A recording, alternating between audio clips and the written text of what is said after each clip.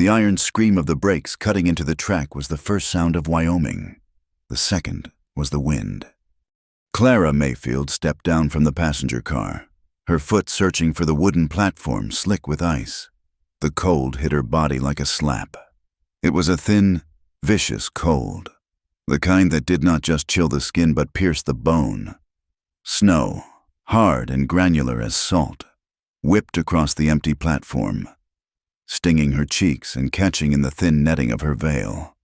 She held the handle of her worn suitcase, its cardboard sides damp, its leather straps cracked.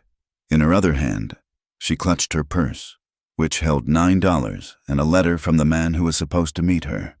A letter that had been practical, short on words, and entirely lacking in poetry. The train hissed, a great iron beast panting in the gray emptiness. It was the only living thing in sight, and it was preparing to leave her. She looked around. The station was not a station. It was a single-room depot, its windows dark, its paint long since scoured away by the wind. Beyond it stood a cluster of false front buildings, hunched against the bruised purple of the afternoon sky. Laramie, or rather, a stop miles shy of Laramie, designated only by a fading sign that read Sherman's Rise. The conductor swung a lamp, shouted something lost to the wind, and the train groaned. The pistons moved. With a great chuff of black smoke, it began to pull away, gathering speed, leaving her in a silence so profound it felt like a weight.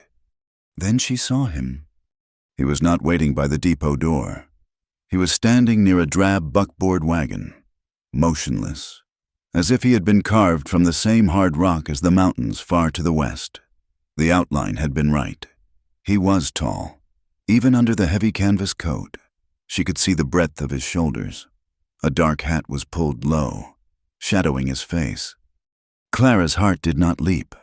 It tightened. This was not the welcome of a groom, eager or even curious. This was the posture of a man waiting on freight. She stood frozen, the veil trembling against her lips. The wind tore at her thin wool coat, a garment made for civilized autumns back east. Not for this. He did not move toward her. He did not raise a hand. He simply waited, forcing her to close the distance. She walked the 20 yards, each step a misery. The wind shoved her, trying to push her back. Her ankles ached. The snow crunched under her flimsy boots. When she was 10 feet away, he finally moved. He stepped forward, not to embrace her, not to offer a hand, but to block her path. She had to tilt her head back to see his face, or what she could of it. It was weathered, as the letter had promised. His beard was dark, flecked with gray and ice. His eyes were the color of the sky, a flat, hard blue. He looked, she thought, about 40. He looked tired. "Clara Mayfield," he said. It was not a question. It was a statement of inventory. His voice was low, rough, like gravel shifting. "Mr. Hanlon," she managed. Her own voice was a thin reed. He gave a single, curt nod. He reached down, not for her hand, but for her suitcase. His gloved hand, made of thick, scarred leather, engulfed the handle. He lifted the bag as if it weighed nothing and tossed it into the back of the wagon. "The trunk is in the baggage car," she said, her teeth beginning to chatter. "It will come on the supply run. If it comes." He turned his back to her and walked to the wagon. He did not offer to help her up. Clara stared at his back. This was it. This was the safety she had traded her life for. She put one hand on the cold iron rail of the wagon seat and hauled herself up, her skirts heavy and wet. She settled on the hard wooden bench. Luke Hanlon climbed up beside her. The wagon dipped under his weight. He smelled of canvas, old leather, and something sharp and sour beneath it. Whiskey. He snapped the reins. The two mules pulling the wagon grunted, their breath pluming in the air, and the buckboard lurched forward, away from the lonely depot and into the main street of the settlement. If street was the word, It was a wide ribbon of churned mud and snow, lined by perhaps 6 buildings on either side. A saloon, its windows glowing a weak, dirty yellow. A general store, its porch sagging. A livery, the smell of manure rising even in the cold. And the townfolk stared. A woman, her face pinched and gray, peered out from behind a stack of canned goods in the general store window. 2 men, huddled in sheepskin coats outside the saloon, stopped talking as the wagon passed. Their eyes did not meet Clara's. They fixed on Luke Hanlon. They watched him with a mixture of fear and hungry curiosity. Clara pulled her veil down. Though it offered no protection, the whispers followed them, thin and dry, carried on the same wind that cut her skin. She was used to whispers. Back in Boston, the whispers had been wet and vicious, full of righteousness and scorn. That's her, the one who, with the professor, ruined. These whispers were different. They were not about her. She was just an attachment. The whispers were for him. As they passed the livery, a blacksmith paused, his hammer held aloft. He spat a stream of tobacco juice into the snow and watched them go. His eyes were cold. She heard a fragment of a voice from the saloon porch, a hoarse laugh.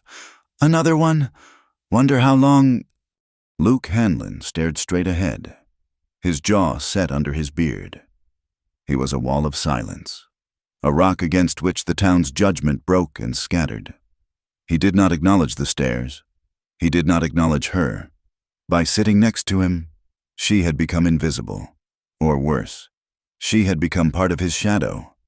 Clara thought of the rumor mentioned in the letters from the bridal agency. A small complication regarding his first wife's passing. An accident, we are assured. The whispers in the street felt heavier than accident. She saw the way the woman in the store window shook her head, a quick, pitying gesture, before dropping the curtain. The town vanished behind them in less than a minute, and then there was nothing. The ride to his ranch was long. It was longer than any stretch of time Clara had ever known. The world was bleached of color, white earth, gray sky, the black, skeletal shapes of cottonwoods huddled by a frozen creek bed. The only sound was the steady, rhythmic creak of the wagon wheels and the relentless, high-pitched scream of the wind. Clara tried to sit straight. She would not huddle.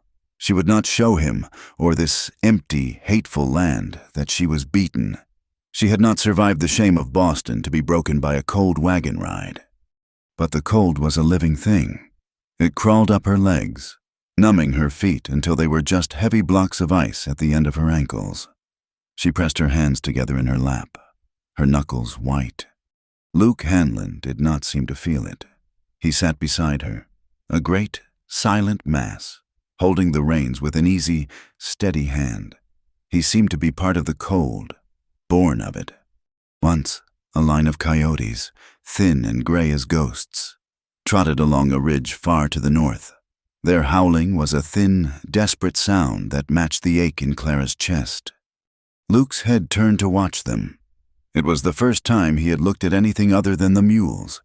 He watched until they disappeared. He said nothing. Clara wanted to speak. She wanted to ask, "How much farther?" Or, "Is it always this cold?" Or, "Why did you send for me?" But the silence was its own entity. It sat between them on the bench, heavier than her suitcase. To speak would be a violation, and she was already afraid. She did not know what breaking that silence might invite. She focused on the back of the mules. She counted their steps. She watched the light fail, the gray sky turning to a deep, starless black. The temperature dropped with the sun. She began to shiver.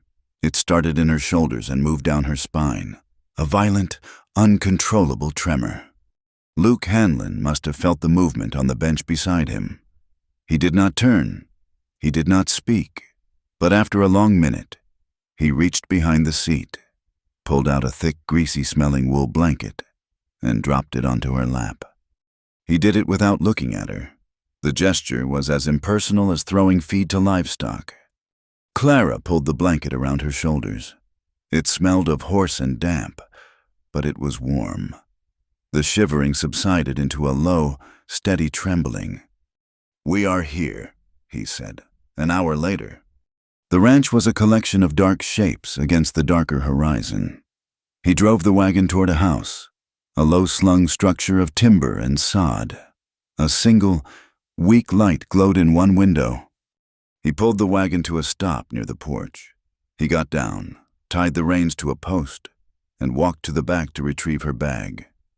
He did not wait for her. Clara sat for a moment, her legs too numb to move. She finally swung them over the side and half fell, half climbed down, her skirts catching on the wheel. He was already on the porch, pushing the door open. She followed him inside. The single room was a kitchen, dominated by a large, cold, black iron stove. The weak light came from a kerosene lamp on a rough-hewn table.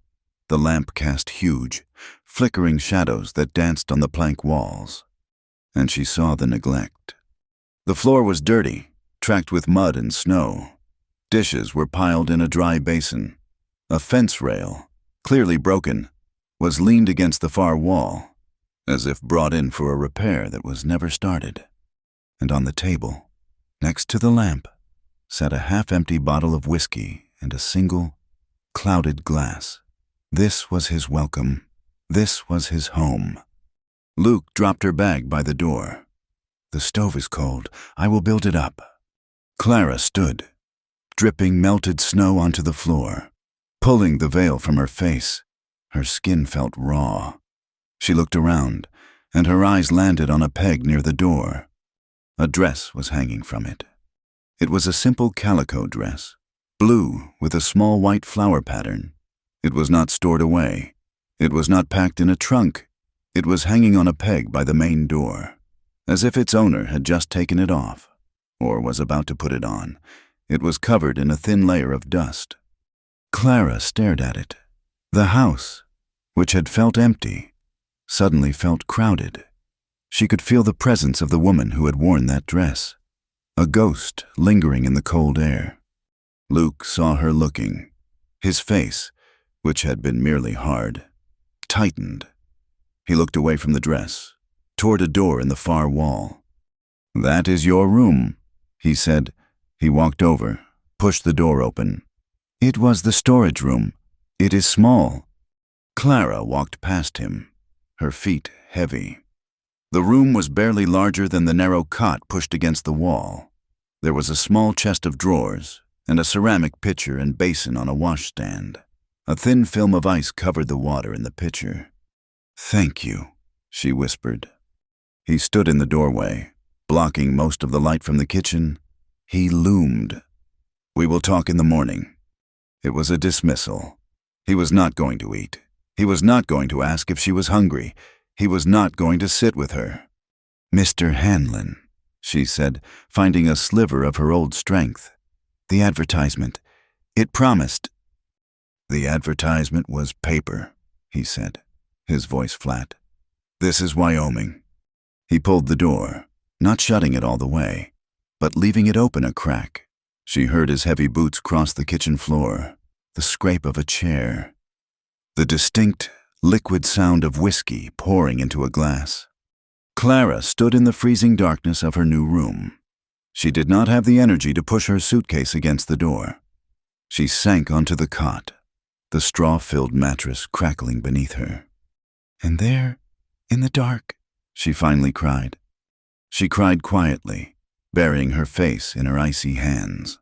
The tears were not just for the cold, or the silent man, or the dead woman's dress hanging like a judge by the door. She cried half from fear, a deep, animal fear of what she had locked herself into. He was not a husband. He was a warden. But the other half of her tears were for something else, a bitter, aching relief. She was not in Boston. She was not in the gray, suffocating parlor of her parents, listening to them weep over her shame. She was not listening to the whispers of the neighbors, the pitying looks, the judgment of the church. She was not in the clutches of the man who had promised her poetry and left her with ruin. Back there, her name was a synonym for sin.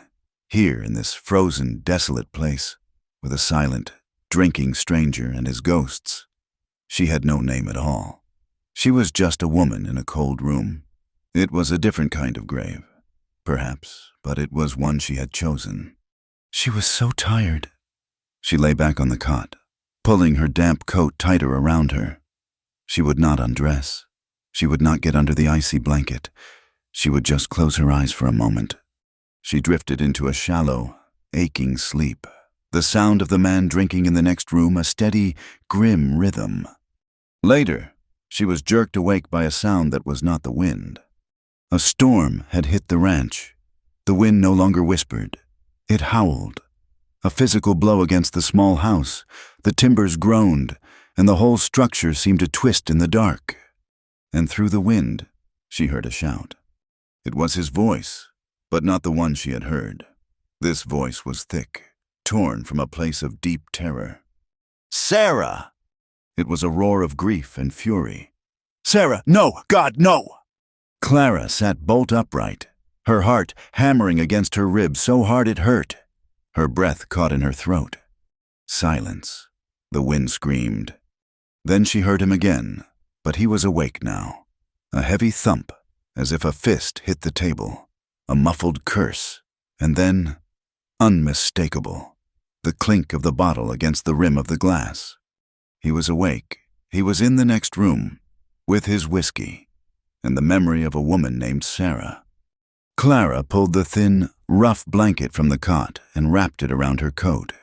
She stared at the sliver of light from the door. She was alone, in a house that creaked in the storm, with a man who shouted for the dead.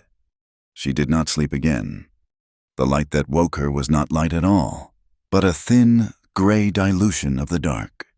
Clara pushed herself up from the cot, her body a single, unified ache. The cold in the small room was absolute. It had settled into her bones during the night, a damp, permanent chill. She had slept in her coat, wrapped in the thin blanket, but it had not been enough. Her feet were numb, her hands stiff. Through the crack in the door, she could see the main room. The lamp was out. The house was silent, save for the low whistle of the wind finding its way through the chinks in the timber walls. She heard a sound from outside, the sharp crack of an axe splitting wood. He was already up. He was already working. A spike of panic, cold and sharp as the ice in the pitcher, went through her. She was not a guest. She was an employee who had not yet been given her duties.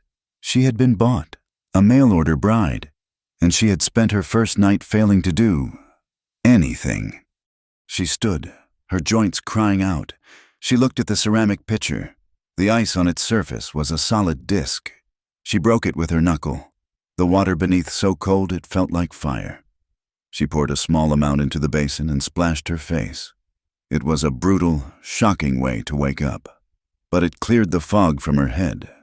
She pulled her hair back, tighter than she ever had in Boston, twisting the dark strands into a severe knot at the nape of her neck. She would not be weak. She had not survived her shame to die of cold in Wyoming. She pushed the door open. The main room was colder than her own. The great black stove was dead. Luke's coat was gone from its peg. The whiskey bottle was on the table, but it was 3/4 full, not empty. He had not drunk himself to sleep. He had sat in the dark with his nightmares. And then he had gone out to face the day. The dress, Sarah's dress. It was still hanging by the door. Clara looked away from it. It felt like an accusation. She found the kindling box by the stove. Her hands were clumsy, stiff with cold, but she laid the wood shavings and small sticks inside the iron belly.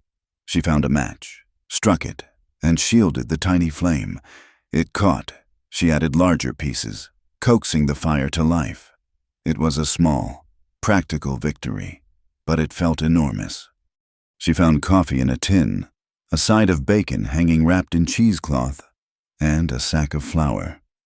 She was looking for a skillet when the door swung open, bringing a gale of freezing air. Luke Hanlon filled the doorway. He was carrying a load of split wood, which he dropped into the wood box with a crash that shook the floor. Snow covered his shoulders and hat. He did not look at her. He stamped the snow from his boots, his back to her. He was curt, watchful. He moved around her as if she were a piece of furniture he had not yet decided where to place. "The stove is lit," Clara said, her voice sounding too loud in the quiet room. "I can make breakfast, if you have eggs." He stopped. He had been reaching for the coffee pot. He turned, slowly, and looked at her. It was the first time he had truly looked at her in the light. His eyes, that flat, hard blue, raked over her. He saw her plain dress, her chapped hands, her tired face. He was not seeing a bride. He was seeing a problem. "We don't keep chickens," he said. "Bacon, then, and biscuits." She gestured to the flour. "I can—" "No." The word was not loud, but it stopped her cold. "I don't need another woman," he said, his voice low and rough. "Fixing things that don't stay fixed." He turned his back on her, grabbed the tin of coffee, and spooned grounds directly into the pot. He poured water from the bucket and slammed it onto the stove top, missing the spot she had heated. Clara stood, her hands clenched at her sides. The humiliation was a hot flash that briefly warmed her face. He was not just refusing food, he was refusing her. He was telling her that her presence, her attempts to create order, were a reminder of a failure. Sarah's failure. His failure. He did not want a wife. He wanted a ghost, and she was breathing in its space. He took a slab of jerky from a pouch on the wall and a hard biscuit from a tin. He ate, standing by the door, staring out the single window at the flat, white expanse of his land. He drank his coffee black and scalding, gulping it from a tin mug. Clara made her own. The coffee was bitter as gall, but it was hot. She drank it, her throat tight. She would not cry again. She would not. She was here to survive. She would be as hard and quiet as he was. The silence stretched, broken only by the crackle of the stove and the wind. When he finished, he put the mug down, pulled his hat lower, and grabbed his heavy coat. "There is stock to feed," he said to the door. "Stay inside. Don't wander." He left, the door shut. The bar dropped on the outside. She was locked in. Clara stood in the center of the room, her heart pounding, not with fear, but with a sudden, cold anger. He had locked her in, like livestock, like a prisoner. She looked around the room, the dirt, the unwashed dishes, the memory of his shouted nightmare. She looked at the dress by the door. "I will not," she whispered to the empty room, to the ghost. She spent the morning cleaning. It was a declaration of war against the neglect. She found lye soap. She heated water on the stove. She scrubbed the pine table until the wood grain showed. She washed every dish, every pot, every clouded glass. She swept the floor, finding dust, old mud, and the shattered pieces of a glass near the table leg. She threw the pieces into the stove. She did not touch his room. She did not touch the dress. But when she finished, the kitchen was clean. It was still poor, still harsh, but it was clean. She had carved out a small piece of order.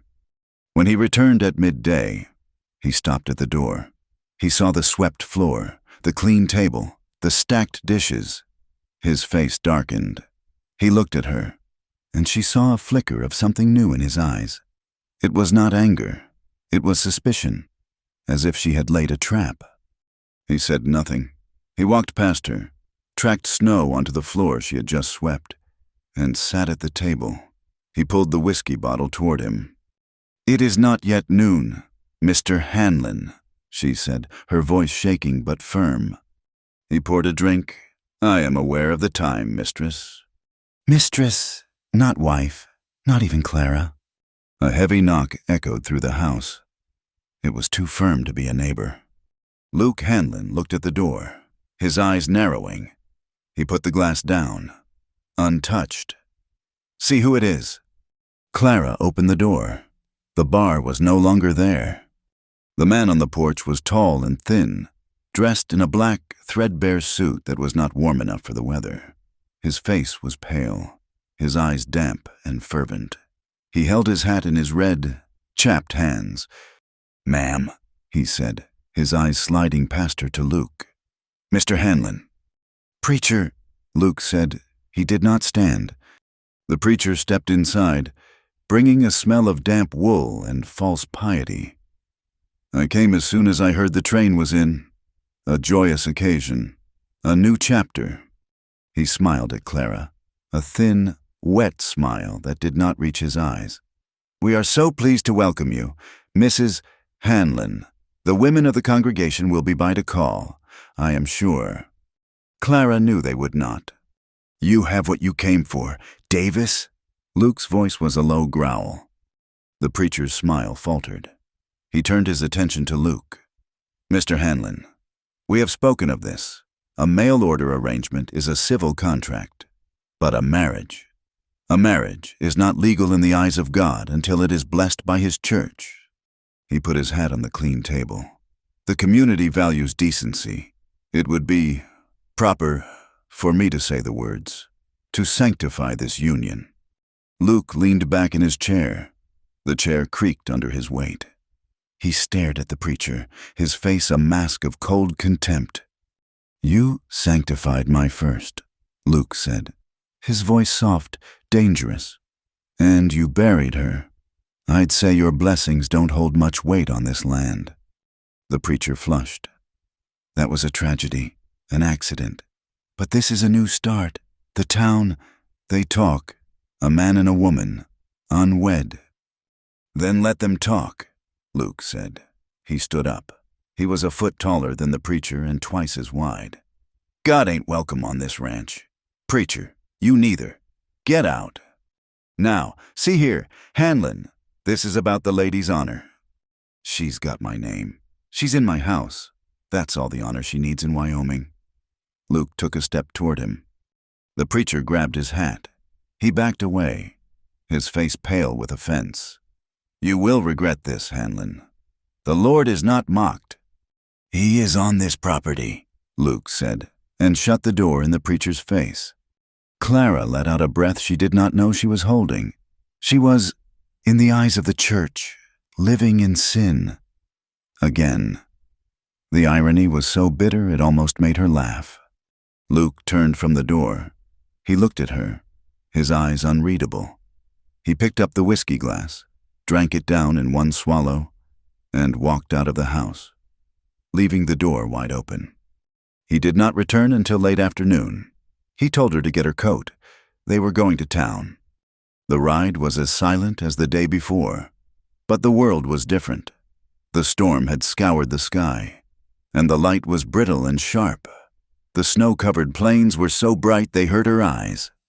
The town, Sherman's Rise, looked even meaner in the daylight, a collection of raw, unpainted buildings huddled against the vast emptiness.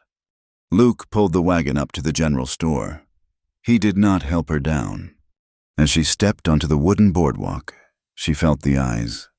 Two women, bundled in shawls, were exiting the store. They stopped when they saw Clara. Their eyes went from Clara's face to her plain dress, to Luke Hanlon's broad back as he tied the reins. They whispered to each other, their hands covering their mouths. Clara saw the look. It was not kindness. It was a cold, morbid pity, mixed with the harsh judgment of women who had survived, and who looked down on any woman who had not yet proven she could. She felt the old shame rise, hot and acidic. Then, from the saloon across the street, came a low whistle. 3 ranch hands, drunk in the middle of the afternoon, were leaning against the porch rail.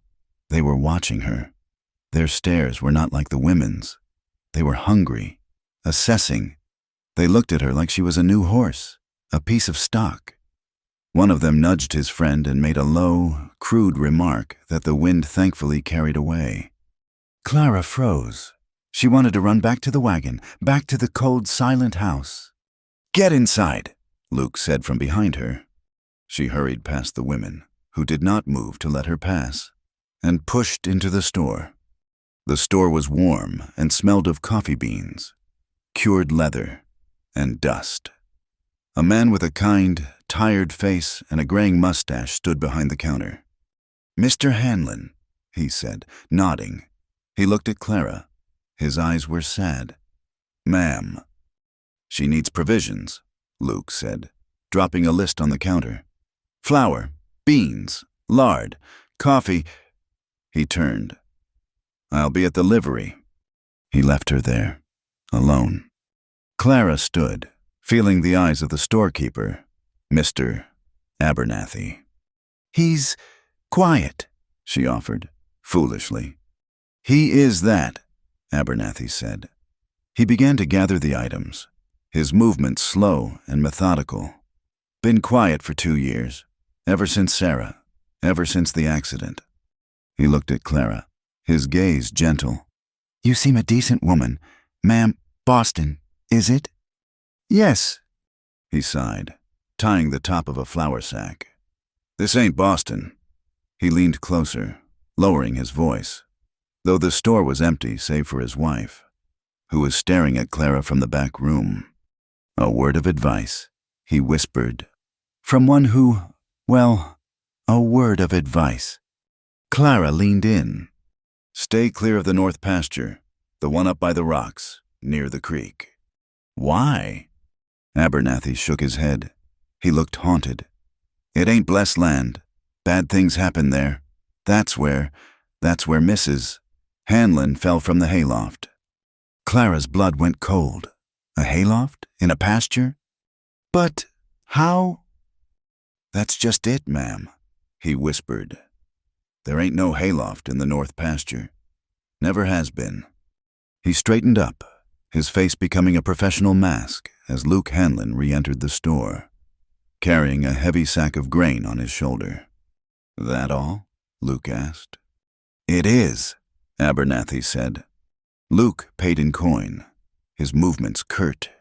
He loaded the supplies into the wagon, his silence a wall Clara could not and dared not try to breach.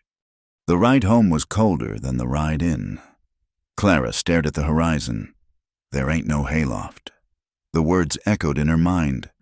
The preacher's piety, the women's pity, the men's leers, and now this. The town did not believe it was an accident. They believed it was a lie. She was locked in a house with a man the town believed to be a murderer. As they neared the ranch, the wind picked up again. The bright, clear sky was gone, replaced by a low, bruised-looking ceiling of clouds. The wind did not howl. It shoved.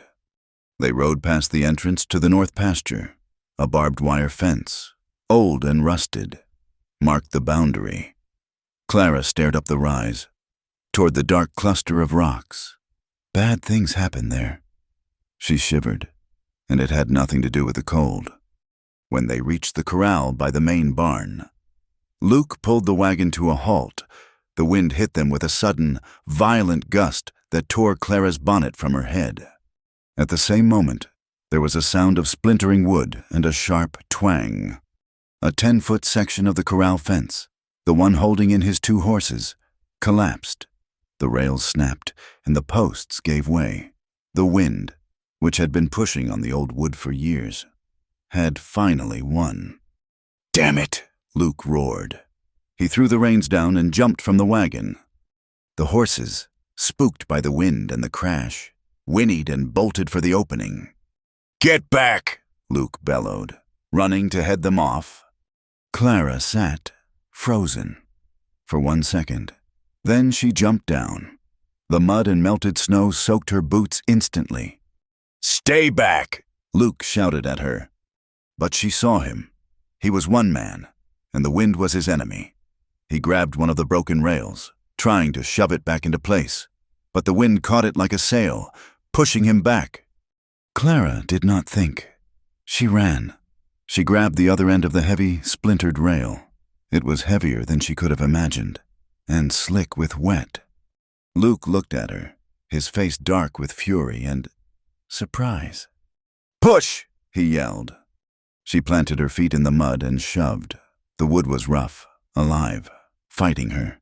She strained, her shoulders burning, her teeth gritted. Together, they forced the rail back into a semblance of a barrier. "Hold it!" he commanded. He ran to the barn, grabbed a hammer and spikes. The rain, which had been threatening, began to fall. Not a gentle rain, but a cold, driving deluge that soaked her to the skin in seconds. She held the rail, her arms trembling. The horses stamped nervously, watching them. Luke returned, his face a mask of concentration. He began to hammer, the sounds echoing flatly in the rain. Clara held the post steady while he worked on the next rail. A sharp edge, invisible in the failing light, sliced into her palm. She hissed, a sharp intake of breath, but she did not let go. She would not let go. Blood, hot and dark, welled up. It mixed with the rain, running down her wrist. She watched it, detached, as if it were happening to someone else. Luke finished hammering the spike. "Next one." He turned, and he saw her. He stopped. The hammer hung in his hand. The rain plastered his hair to his skull. He looked at her hand, at the dark blood dripping into the mud. He said nothing. He dropped the hammer. He reached out and took her hand. His glove was rough, caked in mud. He pulled it off. His bare hand was huge, calloused, and surprisingly warm. He turned her palm over, inspecting the cut. It was deep, ragged, from her palm to her wrist. She looked up. Her sodden bonnet had fallen back, and the rain streamed down her face, mixing with the tears she refused to shed. For the first time, they locked eyes. She did not see a murderer. She saw the man who had cried out for Sarah in the night. She saw the exhaustion, the fury, and under it all, a deep, bottomless well of regret. He looked at her, and he was not looking at an intruder. He was looking at a woman who was bleeding in his yard, who had not run, who had not let go of the post. The moment stretched, suspended in the roar of the wind and rain. He broke it. He pulled a flask from his inner coat pocket. Whiskey. He uncorked it with his teeth, and without a word of warning, poured the amber liquid directly into the wound. Clara gasped, the burn so sharp it stole her breath, but she did not pull away. He shoved the flask back into his pocket. He reached up, untied the dirty neckerchief from around his throat, and wrapped it, tight and efficient, around her hand. He pulled the knot secure with a sharp tug. "Go inside," he said. His voice was rougher than before. "The fence! I will finish. Go!" Lightning split the sky, a brilliant white crack that illuminated the hayloft in the main barn. Clara flinched, staring at it. There ain't no hayloft in the north pasture. She turned and ran back to the wagon, grabbing the sacks of flour and beans. He did not stop her. She hauled them, one by one, onto the porch, her hand throbbing with every step. She ran back for the last one. He was already there, lifting the sack of grain. They both reached the barn door at the same time, ducksing inside just as the thunder cracked, a sound so loud it seemed to shake the foundations of the earth. They stood in the doorway, breathing hard, dripping. The barn smelled of dry hay, damp animals, and the sharp, electric smell of the storm. "You should not have done that," he said, not looking at her. He stared out at the rain. "Done what?" she said, her voice shaking. "Helped or bled?" He was silent. The tension was thick, heavy, like the air before the lightning. His act of kindness, brutal as it was, had broken something. She had to break the rest of it. "You think I am some proper lady," she said, her voice small but clear over the storm. "Sent from the East, all lace and morals. You think you are, sullying me." He grunted, a dark sound. "I am not," she said. "I am not an innocent bride. Mr. Hanlon." He turned his head slightly. "I did not come here for love or a home. I came here because I had nowhere else to go. There was a man in Boston, a professor. He ruined my reputation. He left me with nothing. My family, they—" She swallowed, the shame thick in her throat. "They looked at me like I was something dirty. I am not clean. I am not what you paid for." She had said it, the truth, the thing that had driven her across a continent to a cold house and a colder man. She waited for his judgment, for the disgust. Luke Hanlon stared out at the rain. The lightning flashed, illuminating his hard profile. He absorbed her words, his jaw working under his beard. She waited. He admitted nothing. He said nothing of Sarah, or the preacher, or the hayloft. He just turned to her.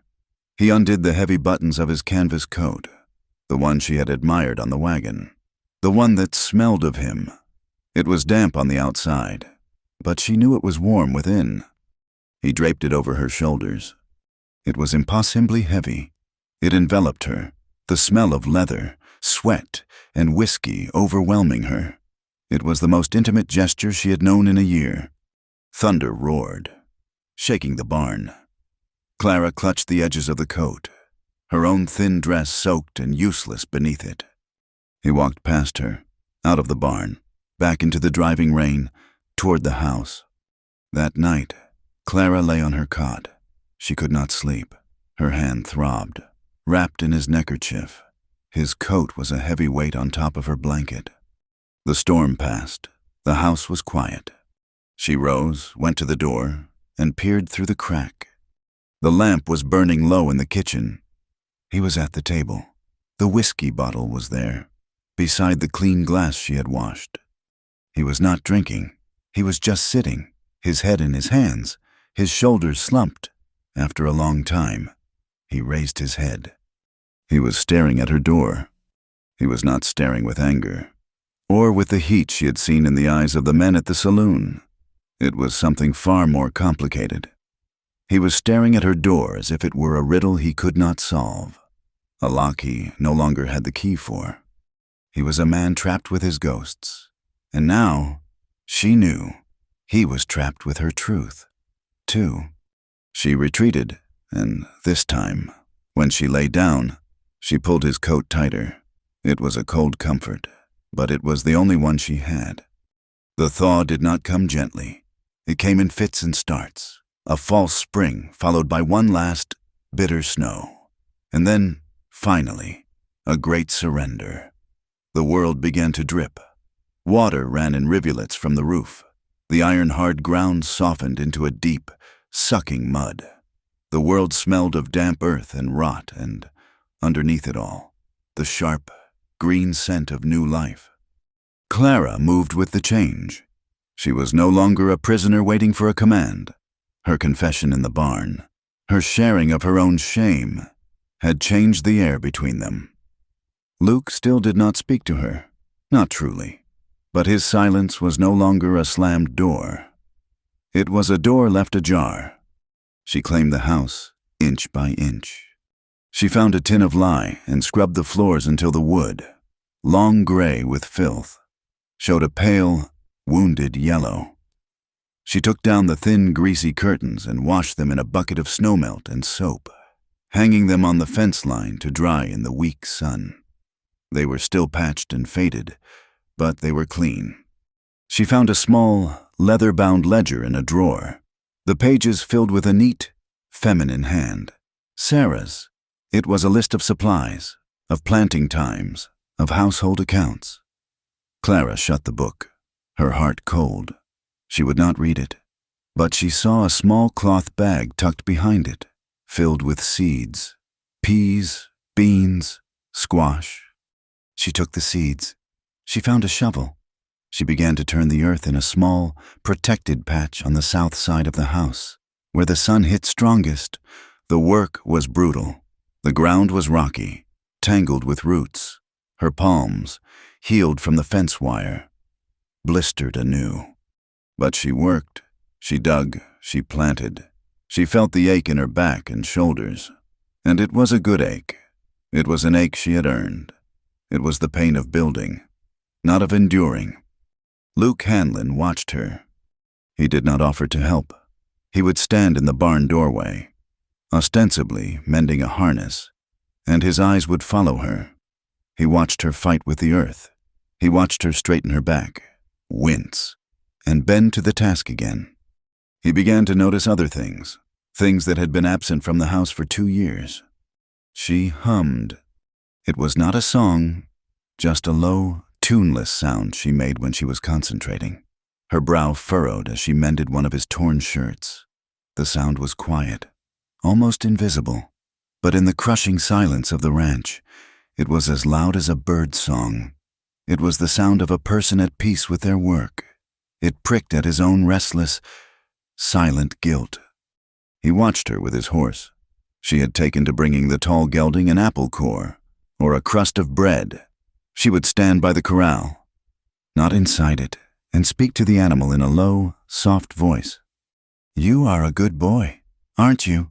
she would murmur, stroking the horse's long, bull-tased face.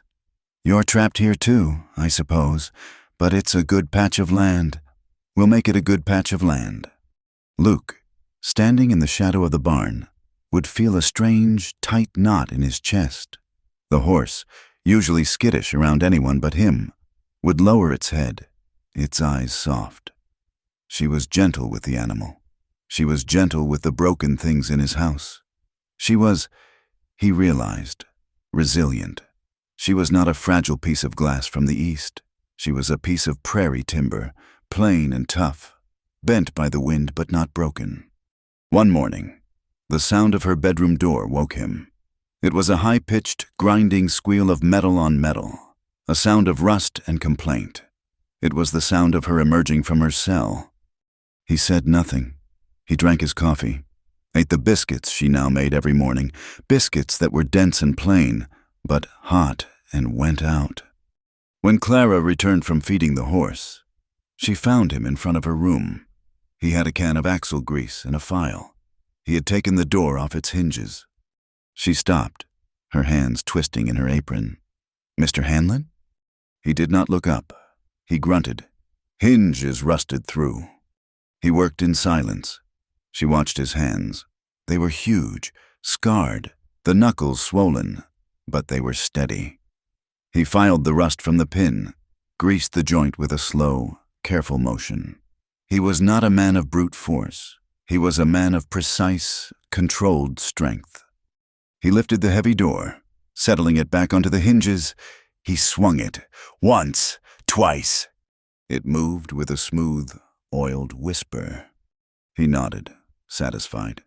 He wiped the excess grease onto his pants, his face grim, as if he had just performed a difficult, unpleasant duty.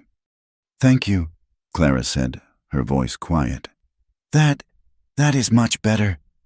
He grunted again, gathering his tools, ready to retreat. I baked something," she said, the words rushing out. "I found some dried apples in the pantry." He stopped. She hurried to the stove, took a cloth, and pulled a small, rustic pie from the oven. It was uneven, the crust browned too dark on one edge, but the smell of baked apples and cinnamon filled the kitchen. It was the smell of a home, a smell that had been absent for a long, long time. She cut a slice, her hand, the one he had bandaged, trembling slightly. She put it on one of the plates she had washed. She held it out to him. He stood there, staring at the plate. It was a truce. It was a peace offering. He knew what it meant to accept it. Slowly, as if lifting something very heavy, he reached out and took the plate from her. His fingers, rough as bark, brushed against hers. Her skin was soft, warm from the oven. His was calloused and cold. The touch was accidental, brief, but it sent a shock through both of them. It was the first time they had touched in a way that was not violence or necessity. His hand lingered, just a fraction of a second. His eyes met hers. He saw the woman who had held the fence post, who had confessed her shame, who had scrubbed his floor. She saw the man who had cried for his dead wife, who had bandaged her hand, who had just fixed her door. He broke the look first. He turned, his back rigid. He took the pie to the table, sat down, and ate it. He did not use a fork. He used his fingers. He did not say a word, but he ate every crumb. The truce held for 3 days. The peace was broken by the sound of hoofbeats. Clara was outside, hanging laundry. She saw the rider first, a man in a dusty coat, a badge glinting on his chest. He was not the preacher. He looked tired and official. Luke came out of the barn, his face instantly guarded. "Hanlon," the sheriff said, reining in his horse. He did not dismount. "Sheriff Brody," Luke said. His voice was flat. The sheriff, a man named Silas Brody, looked past Luke and saw Clara. He took off his hat, a gesture of politeness that felt strained. "Ma'am," he said. He looked back at Luke. "Can we talk, Luke, privately?" "We are talking," Luke said. "She can hear it." Brody sighed, running a hand over his balding head. He was not a hard man, but he was a weary one. "Luke, I don't want to do this. You know I don't. I was happy to let this lie." "Let what lie?" Luke's voice was a low growl. "Got a wire from the territorial marshal in Cheyenne," Brody said, his eyes on his saddle horn. "They've been reviewing some old cases. Questions have been asked about Sarah." Luke went still. The air around him seemed to drop 10 degrees. "What questions?" "Questions about that night. Luke, about the accident. About the fact that you were the only one there. About the talk."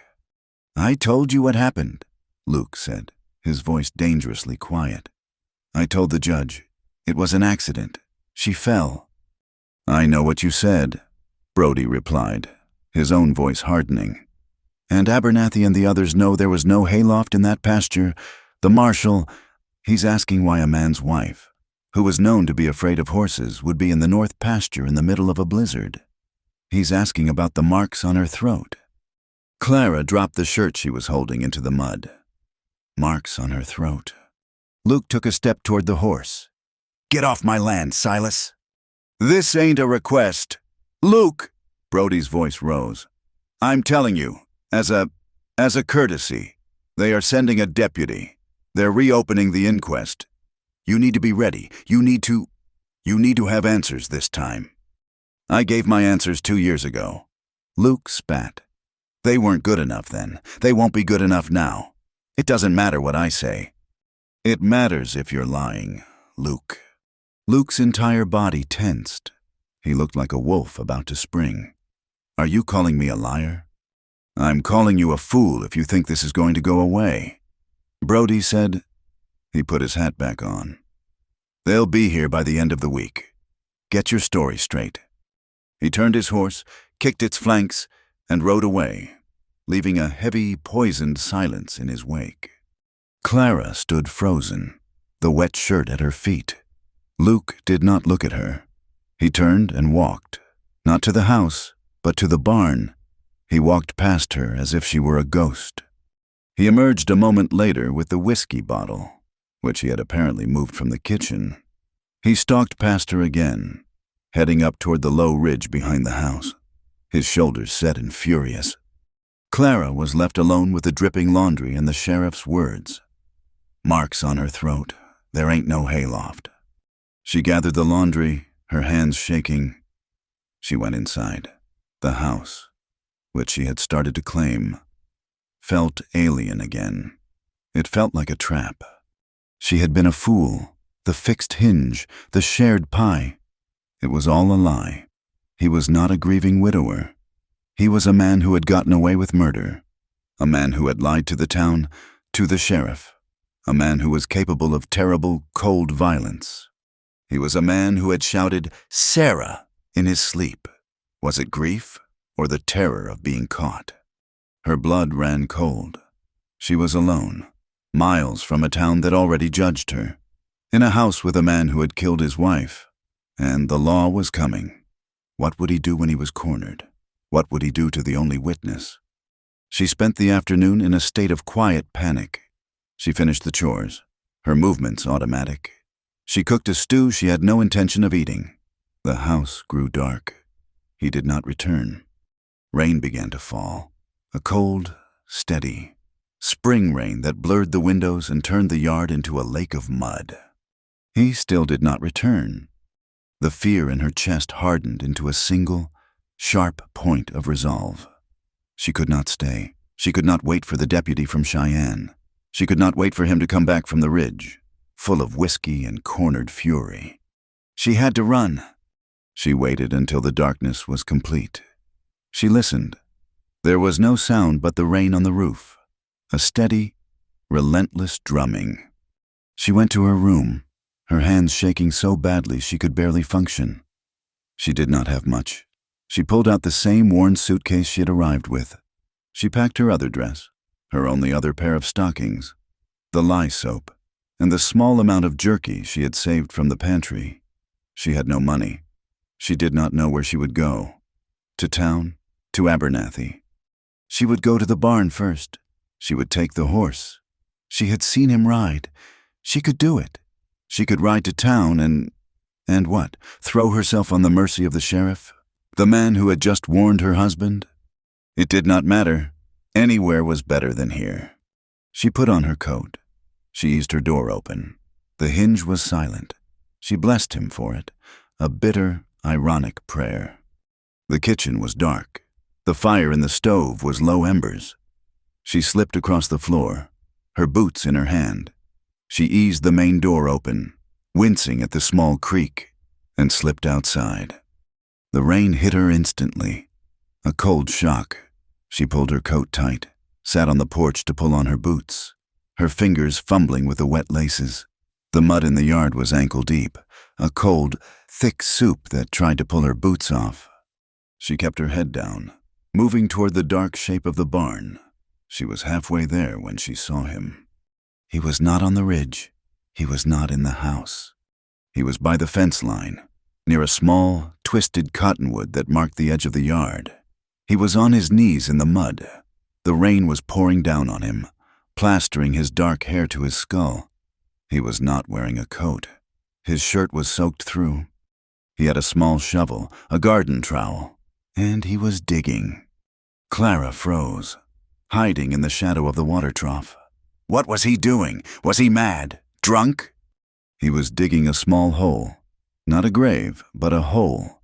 He worked with a strange, methodical purpose. When he was finished, he sat back on his heels, the rain running in sheets from his shoulders. He stared into the small, muddy hole. He reached into his pocket. He pulled out his hand. His fist clenched. He opened it. Even in the darkness, the object caught the faint, watery light from the house. It was small, and it was gold. A wedding band. Clara watched. Her heart stopped as he stared at the ring in his palm. He looked at it for a long, terrible moment. He did not look angry. He did not look drunk. He looked exhausted. He looked like a man at the end of his rope. He let the ring drop from his hand. It fell into the muddy water at the bottom of the hole. He picked up the shovel and began to push the mud back in, patting it down with his bare hands. He was burying it. He was burying Sarah's ring. Clara made a sound, a small gasp, a sob. She did not know. Luke's head snapped up. He was on his feet in one fluid motion, the shovel raised like a club. "Who's there?" His voice was a low growl, more animal than man. He saw her, a small, dark shape, clutching a suitcase. He did not move. The shovel did not lower. The rain poured down on them both. He saw the suitcase. He understood. "You're running," he said. It was not an accusation. It was a statement of fact, hollow and dead. I... She could not speak. She was caught. "Because of Brody. Because of what he said." She nodded, trembling. "The marks, the hayloft, you lied." He dropped the shovel. It landed with a wet thud in the mud. He ran a hand over his face, pushing the wet hair back. The anger she had seen earlier was gone. The fury he had shown the sheriff was gone. All that was left was a weariness so profound it seemed to hold him to the earth. "She's gone. Clara," he said, his voice raw. "She's been gone for 2 years. I just finished burying her." He looked at the small, muddy patch of earth. "I am not the man they say." Clara stood, the rain cold on her skin, the handle of the suitcase digging into her palm. What happened?" He looked up at the sky, letting the rain hit his face. The words came out, hard and broken, as if he were pulling them from his own chest. "It was an accident. It was... God, it was..." He looked at her, his eyes dark, haunted. She wasn't happy here. She hated this land. She hated the wind. She hated me. She was from back east, like you. But she wasn't strong like you. She was brittle. She was breaking. He paced, a small, tight circle in the mud. "That night, the blizzard, she was not in her right mind. She said she was leaving, walking back to Cheyenne. In a blizzard, I tried to stop her. I tried to bring her inside. We were at the north pasture. She had run from the house. I grabbed her. I grabbed her arm." His voice broke. He stopped. "She fought me. She twisted. She fell. She fell backward. And she hit her head on the rocks." He pointed into the darkness, toward the pasture. "There was a piece of old trough, iron. She hit it, and she was gone. Just like that." Clara let the suitcase drop. It fell into the mud. "The marks, the sheriff said..." "I did it," he whispered, his face twisting. When I tried to revive her, I shook her. I did not know what to do. I was trying to make her breathe. I left marks. I know I did. I saw them." "But the hayloft..." "Abernathy," Luke said, his voice bitter. "The preacher, the whole town. They knew she was unhappy. They knew we fought. When they found her, they wanted it to be a story. It was easier for them to believe I was a monster than to believe that God, or this land, or just chance, could be so cruel. So I told them what they wanted. A simple story. She fell from a loft. It was a lie, a stupid lie, but it was simpler than this." He gestured to the rain, the mud, the small grave he had dug for the ring. "No one believes me," he said. He looked at her, his gaze raw, desperate.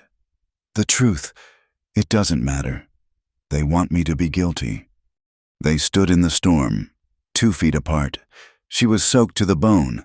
He was shivering, the cold finally reaching him. She saw the truth. It was not the story he told, but the pain in his face as he told it. This was not a killer. This was a man broken by a single, terrible moment. She stepped forward.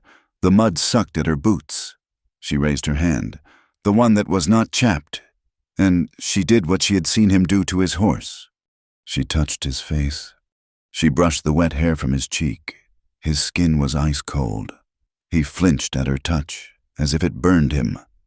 He stared at her, his breathing ragged. He did not pull away. He leaned into her hand, just slightly, a desperate, unconscious movement. And then he kissed her. It was not a kiss of love. It was a kiss of pure, desperate starvation. He grabbed her, his hands hard on her shoulders, and his mouth was on hers. It was rough, clumsy, a collision of pain and hunger.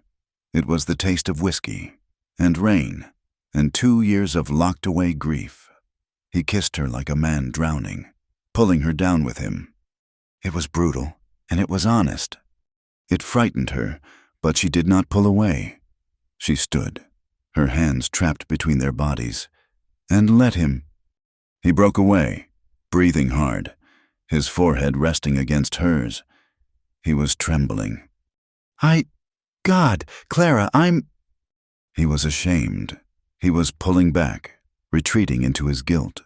She saw the wall returning. She would not let it. She put her hand on the back of his neck, her fingers cold in his wet hair. She held him there. "Then show me who you are," she whispered, her own voice shaking. "Don't show me the man they talk about. Don't show me the man who lies. Show me." It was a challenge. It was a plea. He went still. He looked into her eyes, and she saw the terror in his, not of the sheriff, not of the law. He was terrified of her, of what she was offering. He trembled, a long, shuddering tremor that went through his whole body. He closed his eyes. Then he made a choice. He did not speak. He took her hand, the one that had touched his face. His grip was hard, possessive. He bent down, picked up her suitcase from the mud, and then, his hand still holding hers, he led her back inside. He did not lead her to his room. He led her to her own. He stood in the small, dark doorway, his hand still holding hers, his thumb brushing the new calluses on her palm. He let go of the muddy suitcase, which landed with a soft, wet sound on the floor. He looked at her, his face still streaked with rain and mud, his eyes dark with a question he did not know how to ask. He had crossed a line, and he was a man who understood lines. He had brought her in from the storm, but he did not know what to do with her now that she was inside. Clara, still wrapped in his heavy coat, her own clothes soaked beneath it, did not wait for him to speak. She stepped forward, into the small space of her room, gently pulling her hand from his. It was a dismissal, but it was not a rejection. It was a claim of territory.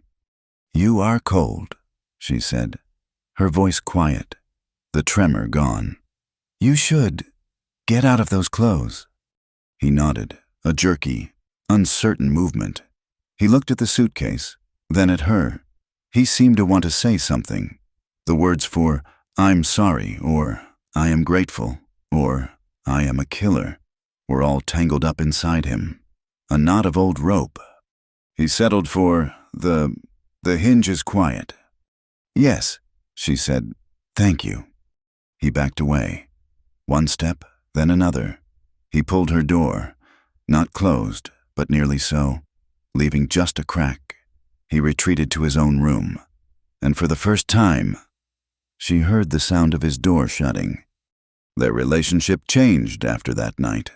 The change was as slow and profound as the turning of the earth toward the sun. The silence remained. Luke Hanlon was not a man built for talk, but its quality shifted. It was no longer the empty, hostile silence of two strangers trapped in a box. It became a shared space, a quiet that had room for two people. In the morning, he was at the table when she emerged. He had already started the fire in the stove. The coffee pot was on. He did not look at her as she entered, but he pushed a clean tin mug across the table toward her. She poured her coffee. She made biscuits. They ate at the same table. The ghost of Sarah, the ring now buried in the mud, no longer sitting between them. A slow thaw began in both their hearts. It was a fragile thing, cautious and easily spooked, like a deer coming to the edge of a clearing. It happened in gestures so small they were almost invisible. He began to leave a full bucket of fresh water for her on the porch every morning, saving her the trip to the well. She found his work shirts, ripped and caked with mud, and began to mend them. She would sit by the lamp in the evenings, her needle flashing, and he would sit at the other end of the table, cleaning his rifle or sharpening a knife. The only sounds the snick of the wet stone and the pull of her thread through the rough canvas. He started talking, not much, short, declarative statements about the world. Winds coming from the north, more rain. Or, saw a fox by the creek, hens ain't safe, if we get hens.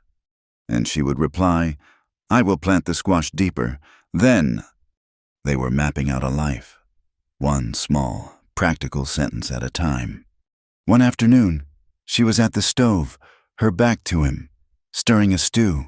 He came in from the barn, his boots heavy on the floor. He stopped, 2 feet behind her. She could feel his presence, the heat of him, the sheer size. She tensed, waiting. He reached out, his hand blunt and scarred. He touched her hair, A single, brief stroke, his fingers brushing the knot at the nape of her neck. It was not a lover's caress. It was a gesture of curiosity. A man touching something he did not quite understand. Something that had become, unexpectedly, part of his landscape. Clara froze. She stopped stirring. He pulled his hand back, as if burned. He cleared his throat. "Stew smells good." He walked away, grabbing the water bucket, and went back outside. Clara let out a breath she had been holding for a minute. Her skin tingled where he had touched her. She began to learn his scars. The first time she saw them, he was stripped to the waist, washing at the basin by the stove. The late afternoon sun cutting across the kitchen. The water was hot, steam rising around him. She had come in from the garden, her arms full of the first tough greens, and she stopped, unseen, in the doorway. His back was a map of old violence. She had known he was large. She had not known he was built. He was a man made of thick muscle, forged by work and hardship. And across that muscle, across his shoulders and down his back, were scars. They were not the clean, thin lines of a surgeon's knife.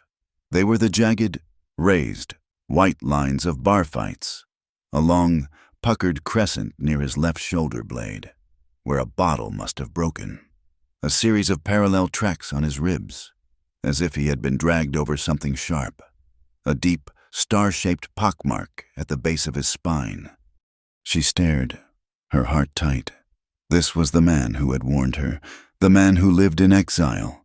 This was the proof of the life he had lived before her, before Sarah, a life of fury and short tempers. He must have felt her eyes. He went still. "Clara," he said, his voice low, not turning. I am sorry," she stammered. "I brought the greens." He finished washing, grabbed a towel, and scrubbed his face and chest, turning to face her. His chest was as broad as his back, dark with hair, and just as marked. "You're staring," he said. It was not an accusation. "They look like they hurt," she said quietly. He looked down at his own chest, as if noticing the marks for the first time. He grunted. "They are old. This one," he touched a white line on his collarbone, "was a misunderstanding over cards in a Laramie saloon. The man misunderstood." "And you're back?" "Cheyenne," he said, his voice flat, his eyes going distant. "A disagreement with a cattle boss. He did not like my opinion." He was not proud of them. He was not ashamed. They were just facts, like the weather, like the color of his eyes. They were the price he had paid for his temper, for his inability to bend, for the guilt that rode him. He was a man who invited trouble, who met it head on, and who bore the cost of it in his own skin. He was, she realized, dangerous, not just to others, but to himself. And as their fragile intimacy grew, she felt the need to confess her own scars. She had no marks on her back. Her scars were inside, deep and poisoned. She began to write letters. She had no one to send them to. Her family had cast her out. The man who had ruined her was a professor of poetry, safe in his Boston study, his reputation untouched. So she wrote to the wind. She wrote to the empty prairie. She wrote to the child she had never been allowed to hold. She wrote on scraps of brown paper she saved from the sugar sacks, using a small nub of pencil she had found in a drawer. She wrote late at night, when Luke was asleep, or when he was out on the range. "To my daughter," she wrote, her hand cramping, the letters small and tight. "I do not know your name. They took you from me. The church said it was to save your soul from my sin. He was a man who spoke of poetry. He said he loved me. He was a liar. He left me shamed. And he left me with child. They took you. I never saw your face. I do not know if you are alive. I pray you are. I pray you are with kind people. I live in a hard place now, with a hard man. But he is not a liar. I do not know if I will ever..." She would write until the tears blurred the words. She would write down the things she could not say aloud, the shame, the emptiness, the guilt that she, too, carried. She hid the scraps of paper. She folded them small and tucked them under the thin mattress of her cot, a cache of old pain. One afternoon, Luke came in early. A storm was building, the sky a dark, bruised green. He said the roof of her room, the old sod storage room, was likely to leak. "I need to move your cot," he said. "There is a loose timber I need to check." Clara was rolling dough for bread. Her hands, covered in flour, flew to her mouth. "Now?" "Before the rain hits," he said, already moving toward her door. "No, wait, I can do it." But he was already inside the small room. He was a man of quick, decisive action. He bent, and with one arm, lifted the entire cot, mattress and all, to move it to the center of the room. The papers, her small, folded secrets, scattered onto the floor. Clara made a small, wounded sound. Luke stopped. He looked at the scraps of brown paper. He looked at her, at the flour on her face, at the absolute terror in her eyes. He put the cot down, very gently. He bent, his large, scarred hand, the one that had held a shovel and a whiskey bottle, picked up one of the folded squares. "Luke, please, do not—" Her voice was a whisper. He was her husband, by contract if not by law. He had a right. He could read them. He could cast her out. He could call her a whore, a sinner, the same words she had fled. He unfolded the paper. She could see her own cramped writing from across the room.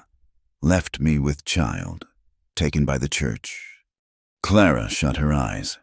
She gripped the edge of the table, her knuckles white beneath the flour. She waited for the explosion. She waited for the disgust. She heard him read. She heard the sound of the paper. She heard him breathe. After a silence that lasted an eternity, she heard his boots on the floor. She opened her eyes. He was standing in front of her. His face was not angry. It was not disgusted. It was— She did not have a word for it. It was still. It was full of a deep, quiet understanding. He held the paper out to her. "You should burn these," he said. His voice was not rough. It was gentle. She looked at him, confused, tears welling in her eyes, mixing with the flour. "Clara," he said. He took her arm, his grip firm, and led her to the chair. He pushed her down, gently, as if she were made of glass. He knelt in front of her, a man his size, kneeling. He picked up the other scraps of paper, one by one, and put them in her lap. He looked her in the eyes. "You did what you had to do to live." He said— It was not forgiveness. It was not pity. It was a statement of fact. It was recognition. He was a man who had lied about a hayloft to survive the judgment of the town. She was a woman who had hidden her past to survive the judgment of the world. He saw her, all of her, and he was not afraid, and he was not repulsed. He had given her absolution. "The roof," she whispered, her voice thick. "The roof can wait," he said. He stood, took the papers from her lap, and put them in the firebox of the stove. He did not watch them burn. He sat at the table, his back to the stove, and waited for the storm to hit, giving her the time to cry and the space to heal. The intimacy that grew from that moment was as fragile as a web, and just as strong. It was healing, this quiet acceptance, but it was dangerous, because it was built in defiance of the world. They were two outcasts, clinging together, and the world does not tolerate outcasts for long. The town noticed the change. When they rode in for supplies, Luke no longer left her in the wagon. He helped her down. He walked beside her, his presence a dark, silent warning to the men who still leered from the saloon. The women in Abernathy's store saw it. They saw the way he would stand by the counter, his eyes following her as she picked out cloth or beans. They saw the way she would, on occasion, look at him, A quick private glance that was not the look of a frightened mail-order slave. The whispers changed. They were no longer about the poor woman trapped with a murderer. They were about the brazen hussy who was living in sin with him. Preacher Davis, his face pinched and righteous, waited for them on the boardwalk. "Mr. Hanlon," he said, blocking their path. "Mistress Mayfield." He pointedly did not use Luke's name for her. "Preacher," Luke said, his voice a low warning. "Get out of the way." "I cannot, in good conscience." "Stay silent," Davis declared, his voice rising for the benefit of the onlookers. "You have been offered the blessing of the church, and you have spat on it. You live in open lust, a stain on this community." "This is not your concern," Clara said, her voice shaking but clear. "Not my concern," the preacher shrieked, turning on her. "Sin is every man's concern. Woman, you who came here under a cloud of shame from the east, you dare to spread your poison. Here, I will not have it. I am warning you both. Repent, or you will be excommunicated. You will be cast out, by God and by this town." Luke took one step. He did not touch the preacher. He just moved into his space, his shadow falling over the smaller man. "You will move now," Luke said. Each word was a heavy stone. The preacher, his face pale, his eyes full of furious piety, scrambled backward. "You will burn for this. Hanlon, both of you." Luke walked past him, took Clara's arm, and led her to the wagon. But the poison was out. The town had its story. Clara's sin, Luke's lust. They were a matched set of broken, damned goods. The fragile peace was shattered. Luke retreated into himself. The quiet in the house became heavy again. The whiskey bottle, which had sat untouched on the shelf for weeks, was now on the table. He did not drink, not yet, but he looked at it. He began to sleep poorly, his old nightmares returning. She would wake to hear him pacing in the kitchen, the floorboards creaking under his weight. Winter came early that year. A sudden, vicious storm dropped 6 inches of snow in one night, trapping them. The world was white, pure, and silent, and the isolation was complete. When the snowplow finally cleared the track, they were low on grain for the horse and flour for themselves. Luke had to go to town. "I am coming with you," Clara said. "No, stay here. It is not safe." "It is less safe for you to be alone," she said. "They hate you, but they are afraid of you. Let them be afraid of us." He looked at her, and a small, grim smile touched his lips. He nodded. The saloon was the only place warm, the only place with life. Luke left Clara in the wagon, pulling the heavy wool blanket up to her chin. "I will be fast. Just the grain from the livery and a word with Abernathy." He went into the saloon first. Clara knew why. He needed a drink. He needed the courage, or the numbness, to face the stairs. She sat in the cold, the snow glowing with a strange, fiery light under the afternoon sun. She watched the door. Inside, the saloon was thick with smoke and the smell of wet wool. Luke Hanlon's entrance killed the conversation.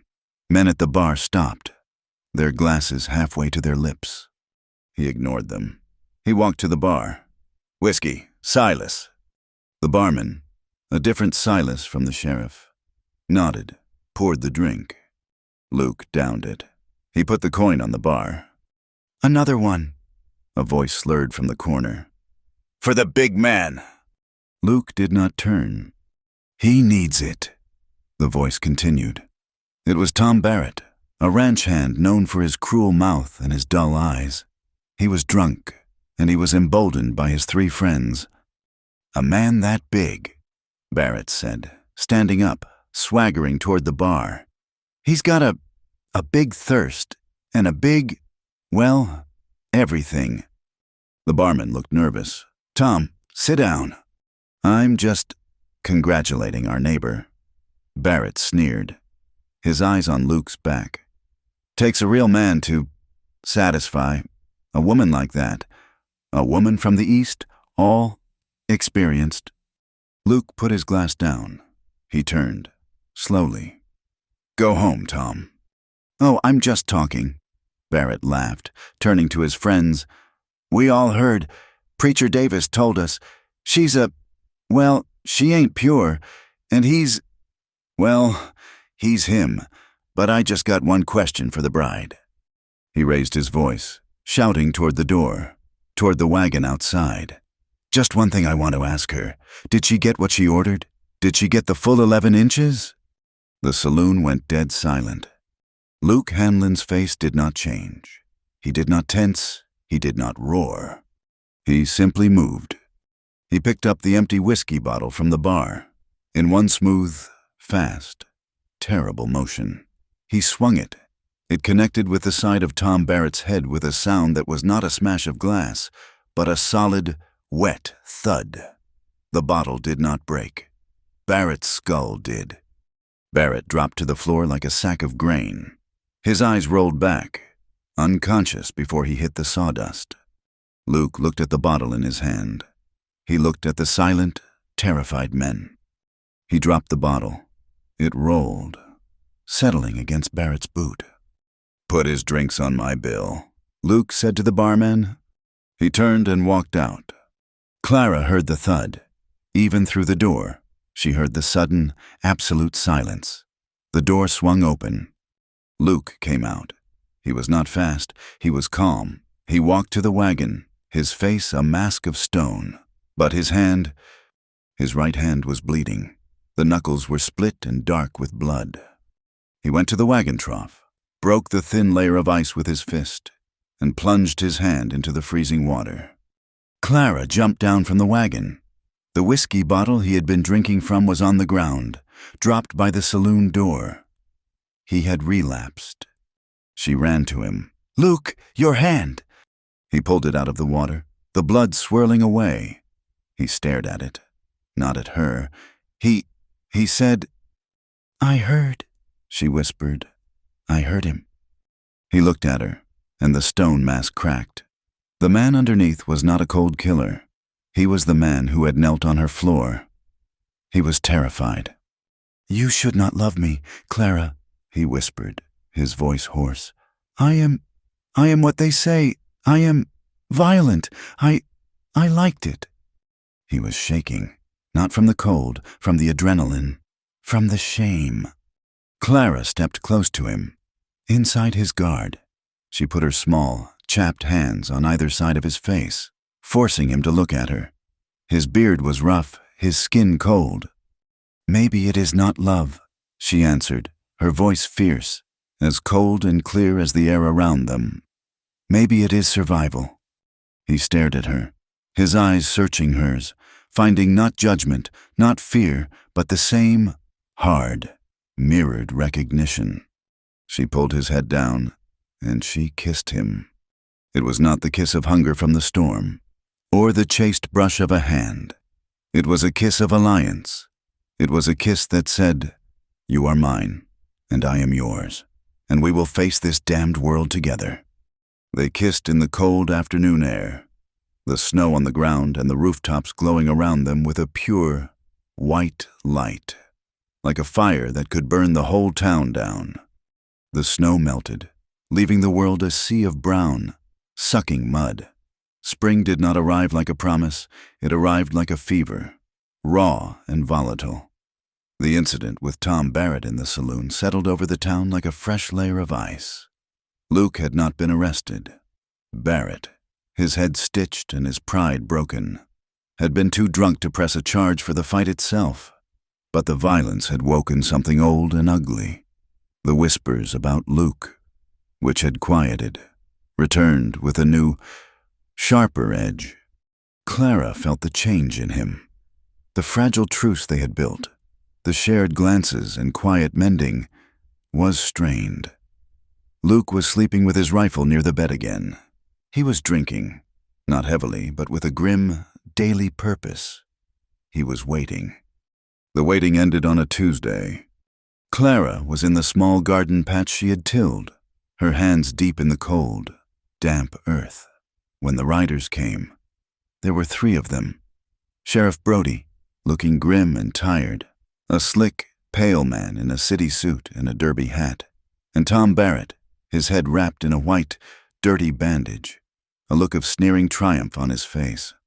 Luke came out onto the porch, his hands empty, but his coat was on. Clara knew the pistol was in his belt. "Luke Hanlon," Sheriff Brody called out. He did not dismount. "This here is Marshal Dawson, from Cheyenne. He has questions." "I've answered the questions," Luke said, his voice a low rumble. "Not all of them," the marshal said. His voice was thin and reedy. "New information has come to light." "My brother!" Tom Barrett spat, urging his horse forward. "Abel Barrett, you murdered him. Hanlon, you murdered him, and you murdered your wife when she tried to stop you." Clara's stomach went cold. Abel Barrett. This was the name of the true ghost. "That's a lie," Luke said, but his voice was hollow. "Is it?" the marshal said, pulling a folded paper from his coat. "Mr. Barrett here says you threatened his brother just days before the accident. Says you and Abel had a feud over a card game. Says Abel was coming here that night to collect a debt. And when he arrived, you killed him. And your wife, Sarah. She saw it." "He's lying," Luke said. "He says you killed her to silence her," the marshal continued, his voice rising. "Then threw her body on the rocks and made up that story about a hayloft that never was. And seeing as you just near killed Tom here with a bottle for speaking his mind, that story sounds about right to me." "Luke," Sheriff Brody said, his hand on his own gun. "The marshal has a warrant for your arrest, for the murder of Abel Barrett and the murder of Sarah Hanlon. We need you to come to town quietly." Luke's hand moved toward his belt. "No!" Clara screamed. She ran from the garden, stumbling in the mud, and threw herself between Luke and the riders. "No, you can't!" "Ma'am, step aside," Brody warned, his face pained. "He didn't do it," she yelled, her hands spread wide, protecting the porch. "You know him, Sheriff. This is lies. It's town gossip and whiskey talk." The marshal looked at her with cold disinterest. "He comes now, or we take him. It's his choice." Luke looked at Clara. He saw her, fierce and covered in mud, defending him. He saw the 3 guns pointed at her. His hand dropped from his belt. Give me an hour," Luke said, his voice tight. "To get my things, to settle things here." Brody looked at the marshal, who nodded curtly. "1 hour. We'll be at the property line. Do not make us come back in. Hanlon." The 3 men turned their horses and rode slowly back toward the road. The moment they were out of earshot, Clara grabbed Luke's arm, her fingers digging into his canvas coat. "What do we do? We have to run." "There is no we," Luke said, his face gray. "And there is nowhere to run. They'll hunt me. They'll bring dogs." "Then hide," she said, her mind racing. "Hide, just until we can think." "Where, Clara? In the root cellar? They'll tear this house apart." She looked past him, her eyes settling on the dark horizon to the north. The stand of rocks, the old skeletal frame of a building. "The north barn," she said. His blood ran cold. He stared at her. "No, not there." "They will never look there," she said, her voice hard. "It is the one place they would never look, the place they all whisper about. Go, take water, take jerky. I will tell them you ran west." He looked at her, at the fierce intelligence in her eyes. She was not a hussy. She was not a sinner. She was a survivor. He did not argue. He grabbed a canteen and a blanket. He took his rifle. He looked at her, a long, terrible look, his eyes full of a new, darker guilt. Then he slipped out the back door, using the gully and the creek bed as cover, moving toward the one place on earth he had sworn he would never go again. Clara watched him go until he was just a shadow moving against the rocks. She went inside and began to make a show of his escape. She threw his shaving kit and a few shirts into a saddlebag. She took one of the horses, his favorite gelding, and ran it hard west for a mile, then slapped its rump, sending it running riderless toward the mountains. She walked back, her feet soaking, her heart a cold stone. When the hour was up, the riders returned. She was on the porch, crying. "He's gone," she wept, pointing west. "He took the horse. He said he wouldn't hang for a lie. He's gone." The marshal swore, a long, vile string of curses. He and Brody took off at a gallop, following the tracks, leaving Tom Barrett behind. Barrett sneered at her. "He ran, the coward. Don't worry, little bride. When they catch him, I'll be there to watch him swing." He spat in the mud and trotted after them. Clara waited until they were gone. She waited until the sun began to dip, painting the sky in shades of blood.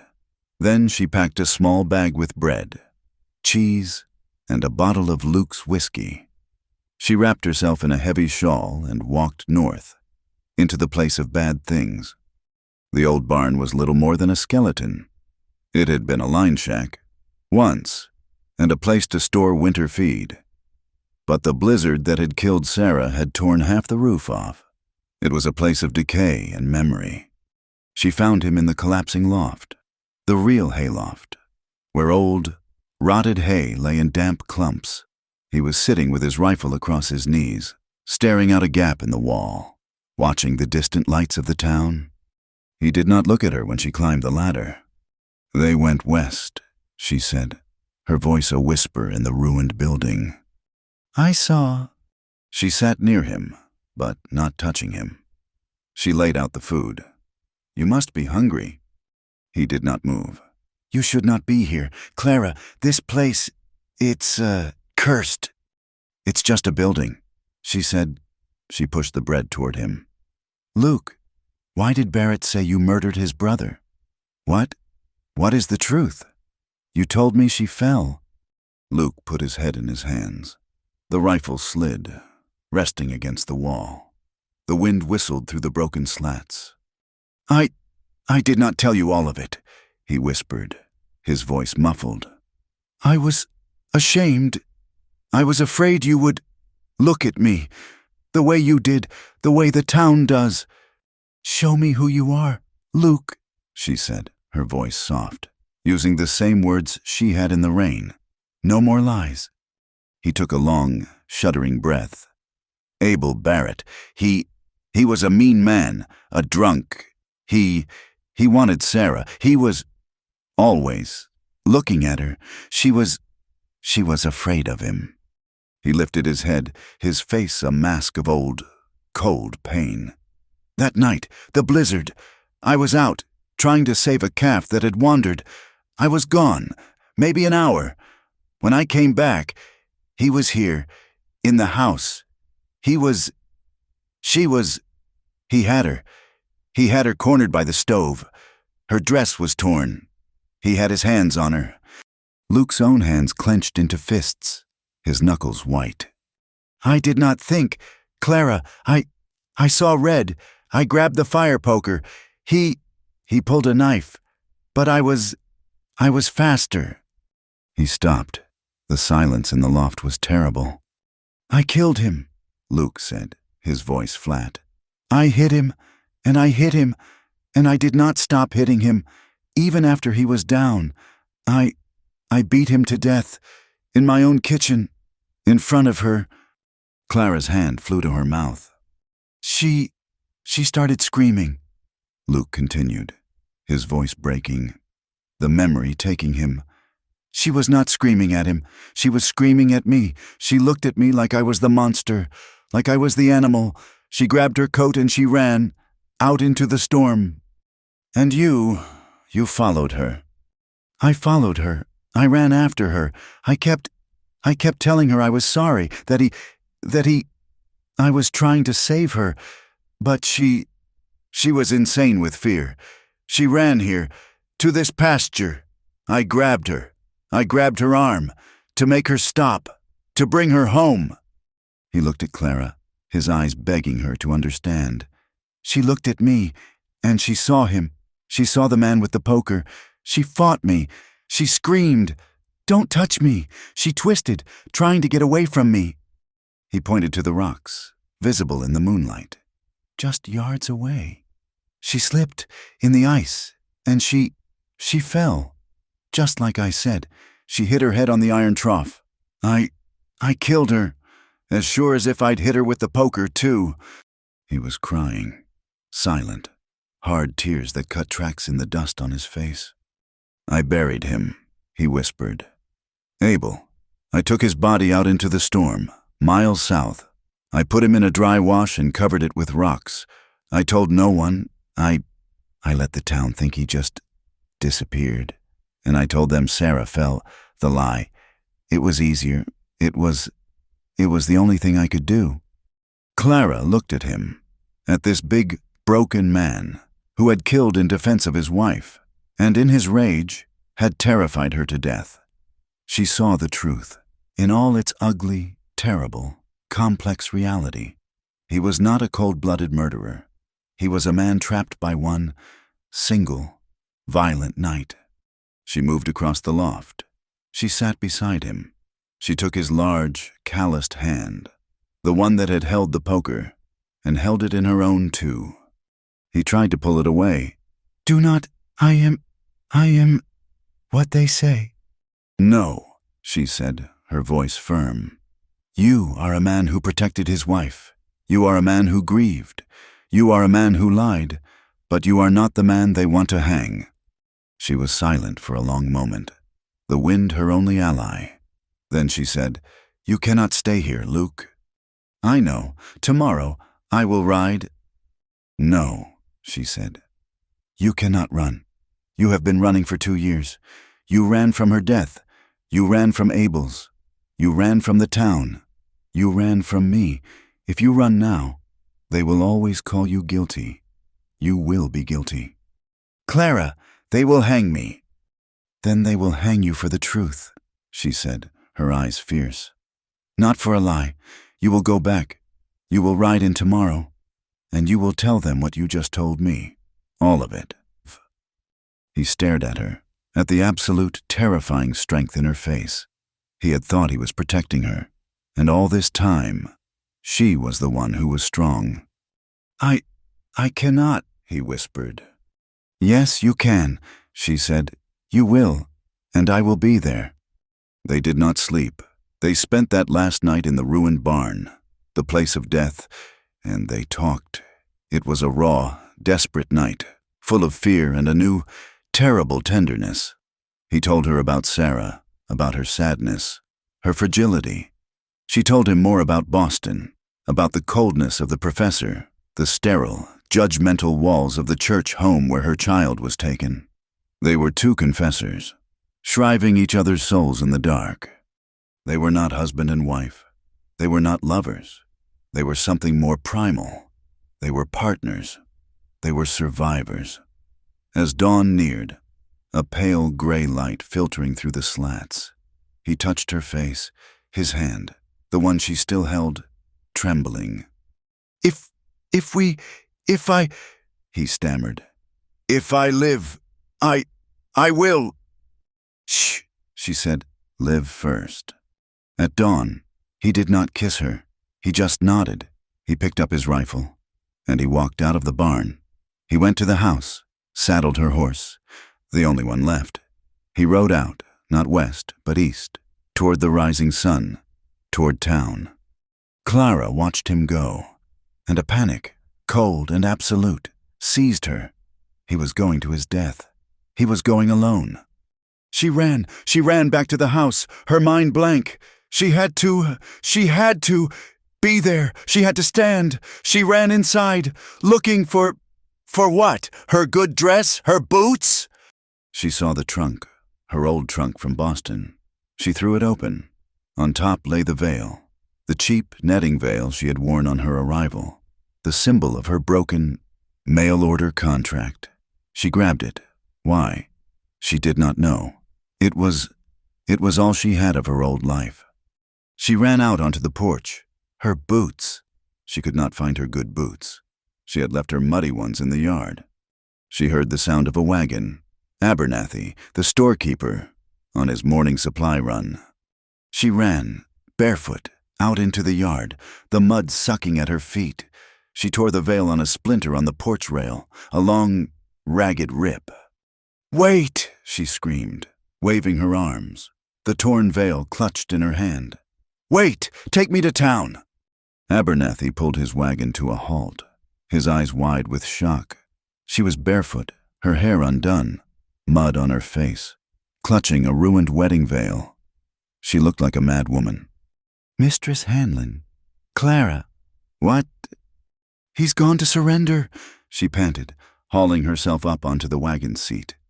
"Drive, please, just drive." The trial was not a trial, it was a hanging. They held it in the town hall, which was also the schoolhouse. It was packed, the air was hot, suffocating, smelling of wet wool and unwashed bodies and righteous anger. The town was there, not just the men from the saloon, but their wives, the women who had whispered. Preacher Davis sat in the front row, his Bible in his lap. Tom Barrett and the marshal sat at a table, a sneer on Barrett's face. Luke stood before a circuit judge, a hard, impatient man who clearly believed the trial was a formality. "How do you plead, Hanlon?" "Not guilty," Luke said, his voice quiet, clear. The prosecutor, the marshal, laughed. "Not guilty? You fled the arrest." "I came back." The trial was brutal. Tom Barrett was the first witness. He lied. He painted his brother Abel as a kind, misunderstood man, a gentle soul. He claimed Luke was a violent drunk, known for his temper. He said Luke had threatened Abel. He said Sarah was terrified of her husband. Then Preacher Davis took the stand. He spoke of Luke's godlessness. He refused the sanctity of marriage, Davis proclaimed, his voice ringing with piety. He lived in open lust with this woman. He is a man of rage. I saw him threaten a man of God. He is capable of anything. The town murmured. They were ready to hang him. Then Sheriff Brody was called. He spoke reluctantly. He told the truth. He told them about the night of the storm, about the body, about the rocks, about the marks on her throat. And he told them, his voice low, about the lie. He told me she fell from a hayloft. There is no hayloft in the north pasture. The sound in the room was a low growl. The jury, 12 ranchers and storekeepers, looked at Luke with cold, hard eyes. "Does the defense have anything to say?" the judge asked, bored. "Yes," Luke said. I... He looked at the hostile faces. He had been right. The truth did not matter. "I have something to say." Clara stood up from the back of the room. She was still barefoot, her feet caked in dry mud. Her dress was torn. The ripped veil was in her hand. She looked like a prophetess or a lunatic. "Who are you?" the judge demanded. "I am Clara Mayfield," she said, her voice shaking but carrying. I live with him." "You are his whore." Tom Barrett spat. "You are unwed," the prosecutor sneered. "You have no standing." "I am a witness," Clara said, walking forward. "To his character." "His character is not on trial. Woman, his actions are—" "Then I will speak to those," she said, standing in front of the jury. You want to hang him, because he lied, because he told you a story about a hayloft. You want to hang him because he is a sinner, because he lives with me." She looked at Preacher Davis. "You call me a harlot. You call me a woman of sin." She turned to the jury. "He is right. I am." The room went dead silent. Luke looked at her, his face ashen. "Clara, no!" "I am," she said, her voice ringing. "I came here because I was ruined. Back in Boston, I loved a man, a professor, a man of words. He left me. He left me shamed, and he left me with child." The women in the crowd gasped. Preacher Davis looked horrified. "My family turned their back on me," Clara continued, the tears she had held back for so long now streaming down her face. "The church, your church, took my baby. They took her from me, and they called me a sinner, and they cast me out. So I came here. I came here to survive. I came here to a man you all call a murderer, because he... She looked at Luke, her heart bare. "Because he was the only man who did not judge me. He was the only one who saw my shame, and he was kind." She turned back to the jury, her voice fierce. "You want to talk about sin? You want to talk about lies? We all lie to survive. I lied. He lied. He lied because he was terrified. He was terrified of you, of this town. He killed Abel Barrett. Yes, he told me. He killed him because that man was attacking his wife. He killed him to defend his home." "Lies," Tom Barrett shouted. "And his wife, she was not well. She was frightened, and she ran, and she fell. He lied about it, a stupid, terrible lie. Because he knew you would never believe the truth. You wanted him to be a monster. It was easier. It was a better story." She stepped closer to the jury box. Love is not pure. It is not what the preacher says.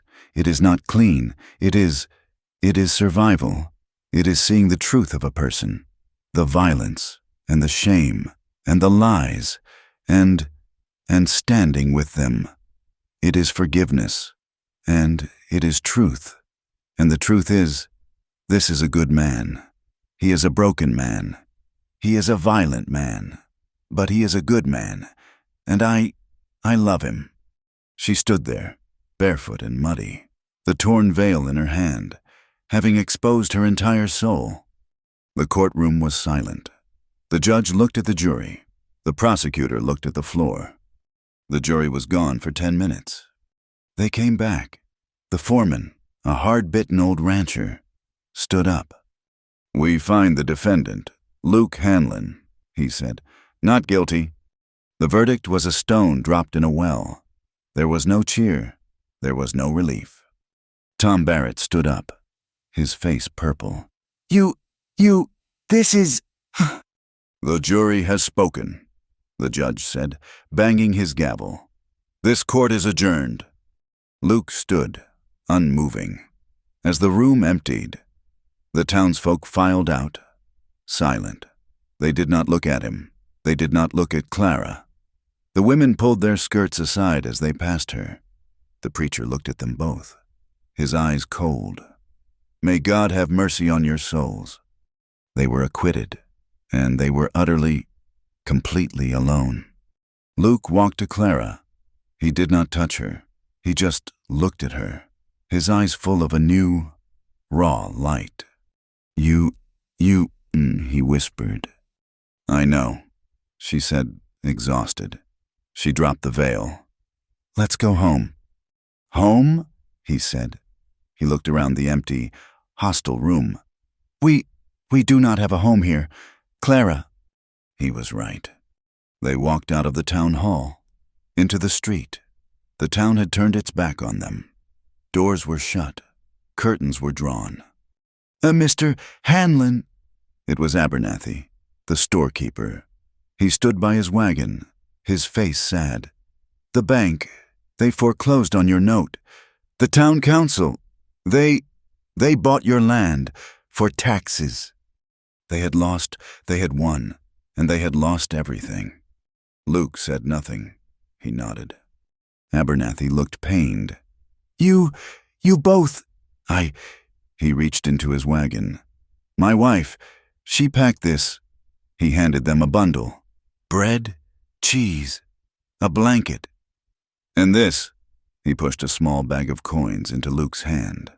"It is not much, from the sale of your horse." "Thank you, Samuel," Luke said. "Where will you go?" Abernathy asked. Luke looked up. He looked west, toward the mountains, toward the places on the map that were still blank.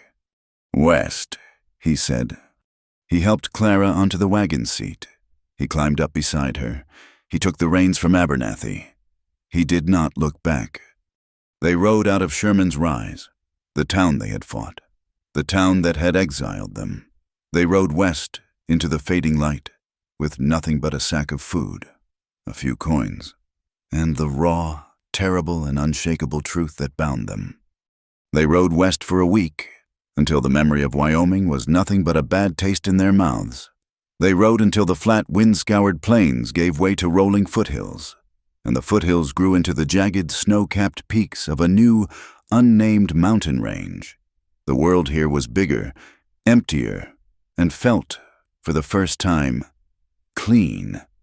Abernathy's coins bought them a new mule, 2 axes, a sack of flour, a sack of beans, and a small, precious bag of coffee.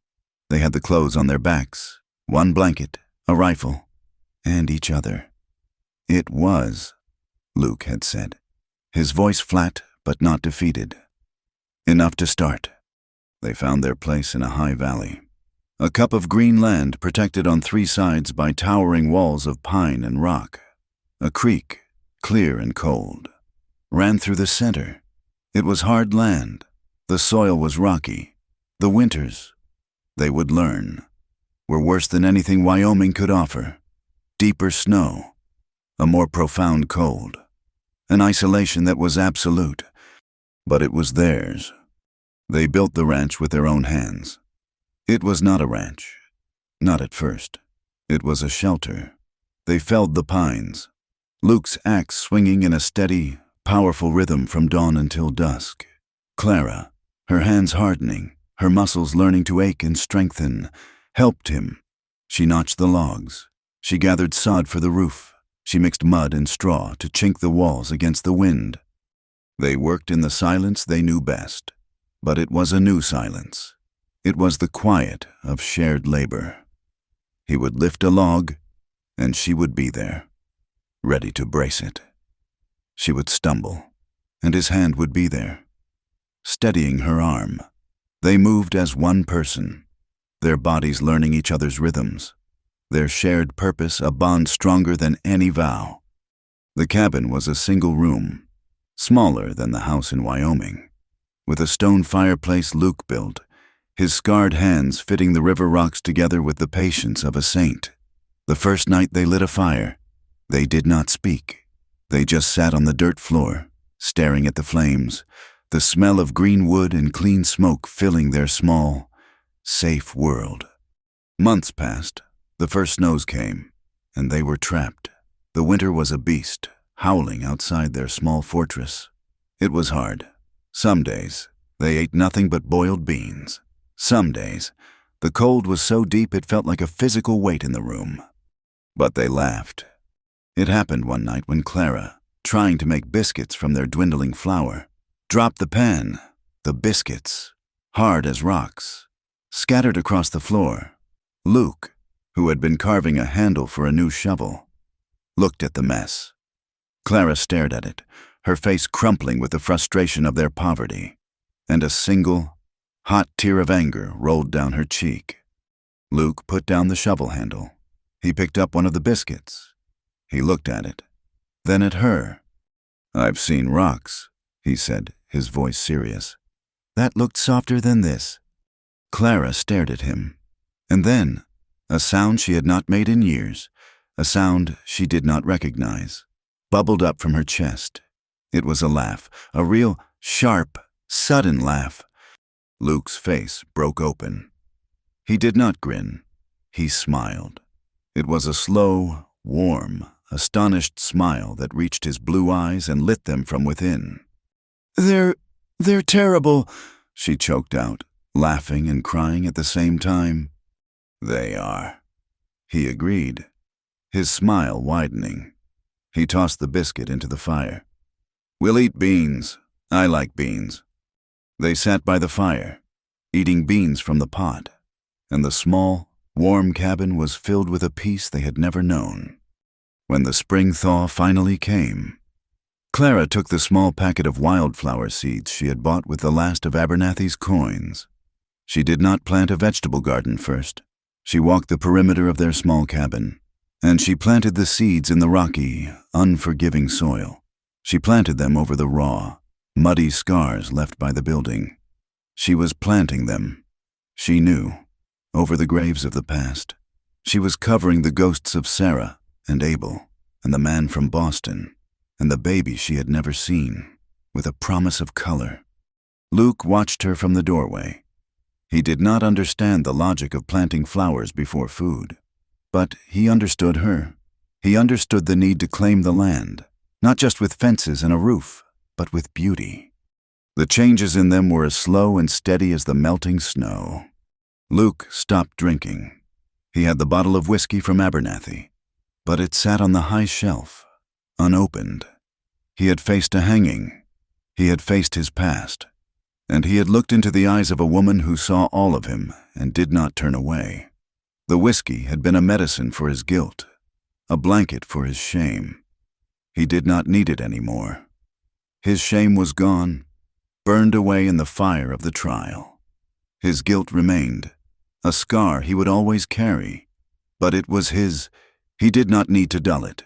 He needed to live with it, and he needed to build a life on top of it. He found his solace in the swing of the axe, the weight of the plow, and the quiet evenings watching Clara read. And Clara stopped writing unsent letters. She had carried the scraps of paper, the ones Luke had pulled from the fire, all the way from Wyoming. She had not had the heart to burn them.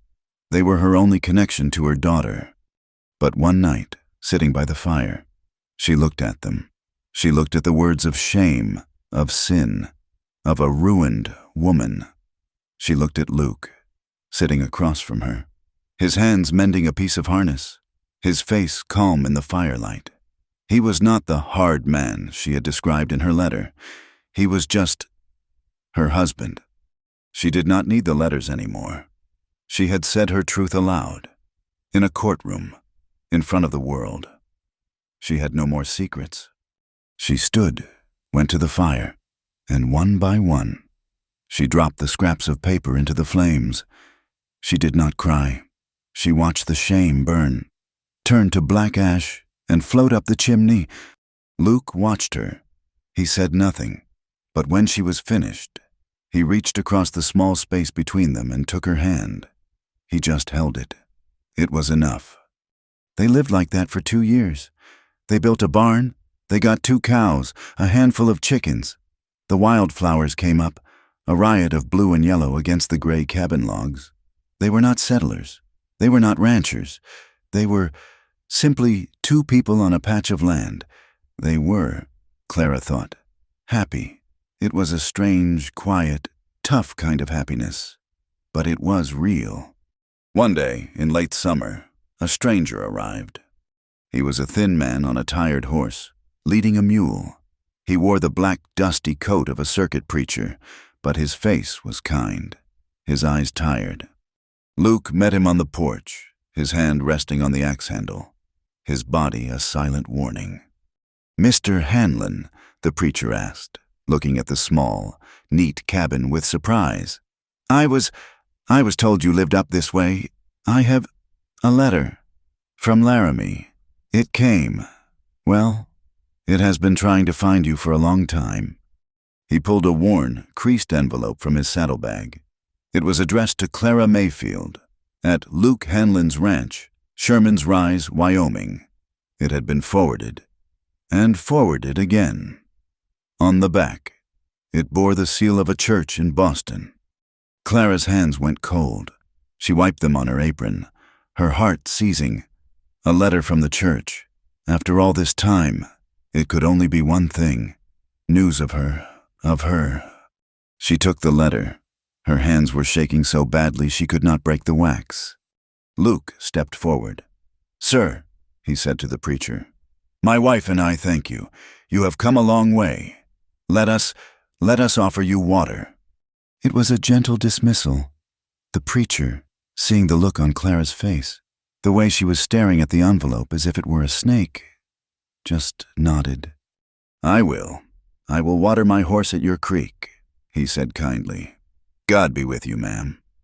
He led his horse away. Clara stood on the porch, the letter in her hand.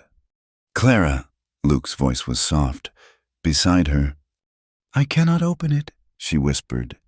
If she is, if..." She could not say the word. "Dead." "She is not," Luke said, with a certainty that startled her. "Open it. We will face it." She leaned against him. He did not put his arm around her. He just stood, a solid wall of strength for her to lean on. She broke the seal. The paper was thick, the handwriting formal. "Mistress Mayfield, it has come to our attention, through the inquiries of a Mr. S. Abernathy of Wyoming, that you are seeking information regarding the child." Abernathy, kind, sad Mr. Abernathy. He had looked for her. "We feel it is our Christian duty to inform you of the child's disposition. The girl, named Grace, was placed, as is our custom, in the care of the Lord. She was a sickly infant, and for a time we feared she would not survive. However, the Lord, in His mercy, saw fit to..." Clara's breath caught. She read on, her eyes flying. "She survived.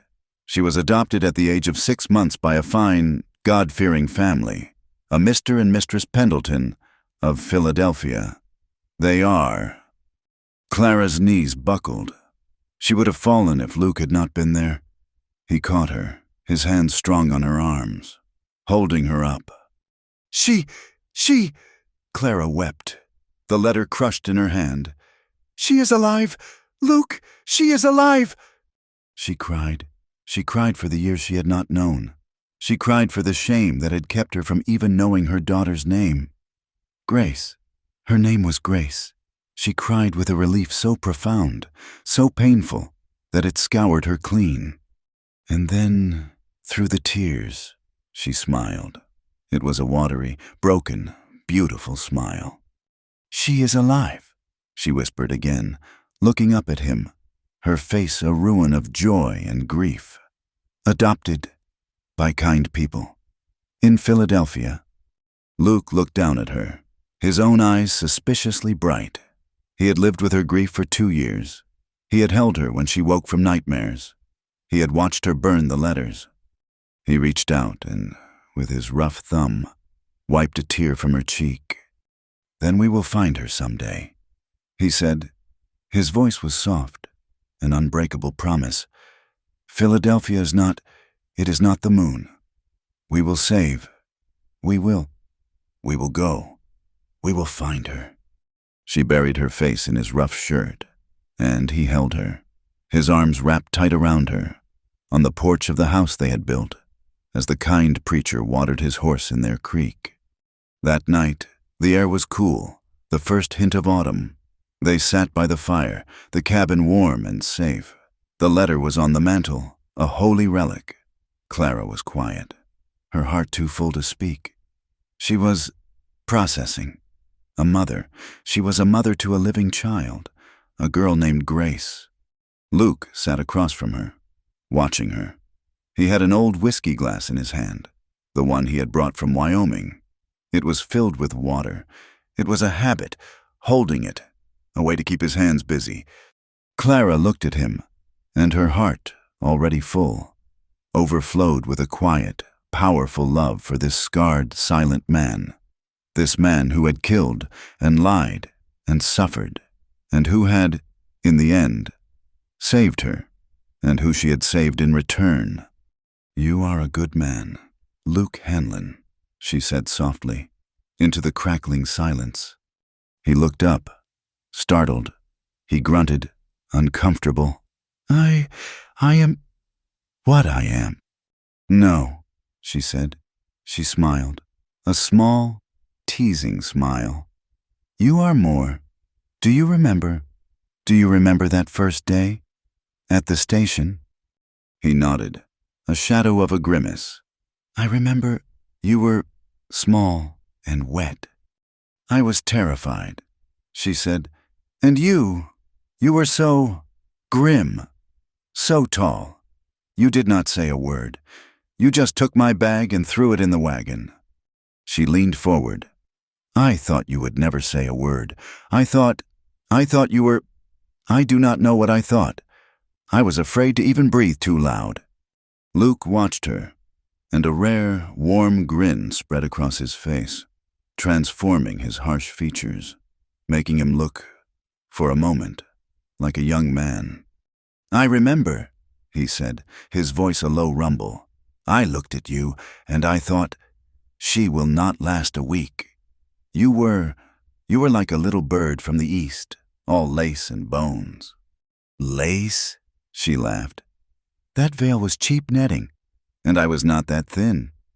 "You were," he teased, his grin widening. "I thought, another one, another fragile thing from the east, come to break on this land." "And?" she prompted. "And I was wrong," he said, his voice soft. You were not fragile. You are made of iron. Clara, the finest iron." They sat in a comfortable, warm silence. The fire popped, the wind, a gentle whisper, moved through the pines outside. Clara thought of the advertisement, the reason she had come, the lie of it, the promises. She thought of the whispers in the town. She thought of Tom Barrett, his ugly, sneering face in the saloon. She thought of the words he had used, words meant to shame her, to reduce her to a transaction. She looked at her husband, her true husband, bound to her by trial and truth. She leaned close, her eyes sparkling in the firelight, her voice a low, playful murmur, full of mischief and love. She was reclaiming the past. She was turning their ugliest memory into their most intimate joke. "You know," she whispered, half laughing, "I am still waiting." He looked at her, confused, his smile fading. "Waiting for what?" She put her hand on his knee. "That advertisement, all those promises. I am still waiting for you to deliver." She leaned closer, her lips almost at his ear, and she murmured the same line that had started the fight, the line that had cost him his old life and given him this one. "Give me the full 11 inches. He stared at her. His eyes went wide. The shock was absolute. He had expected anything but that. He had expected tears, or talk of their daughter, or sleep. He was holding the whiskey glass. His hand, the one that had held a poker in her hand, went slack. The glass dropped. It hit the stone hearth, not with a shatter, but with a solid, wet thud, the water splashing across the stones, hissing as it hit the hot rock. He looked at the fallen glass. He looked at her. And this time, it was not a grin. He was not a boy. He was a man, looking at his wife. In their home, he smiled, a full, knowing, and deeply loving smile. He did not speak. He did not need to. He reached for her. Outside, unseen, the first snow of the new season began to fall. It was not a blizzard. It was not a storm of judgment. It was a gentle, quiet snow. It fell softly over the high valley, on the roof of their cabin, on the new barn, and on the small patch of earth where the wildflowers slept, waiting for spring. It fell on the mountains, and on the creek, and on the graves of the past. It fell gently, covering everything that had once hurt, everything they had survived. Thank you for listening to our story. We would love for you to comment where you are listening from so we can all connect. Please subscribe to the Wild West Campfire channel and share your thoughts in English.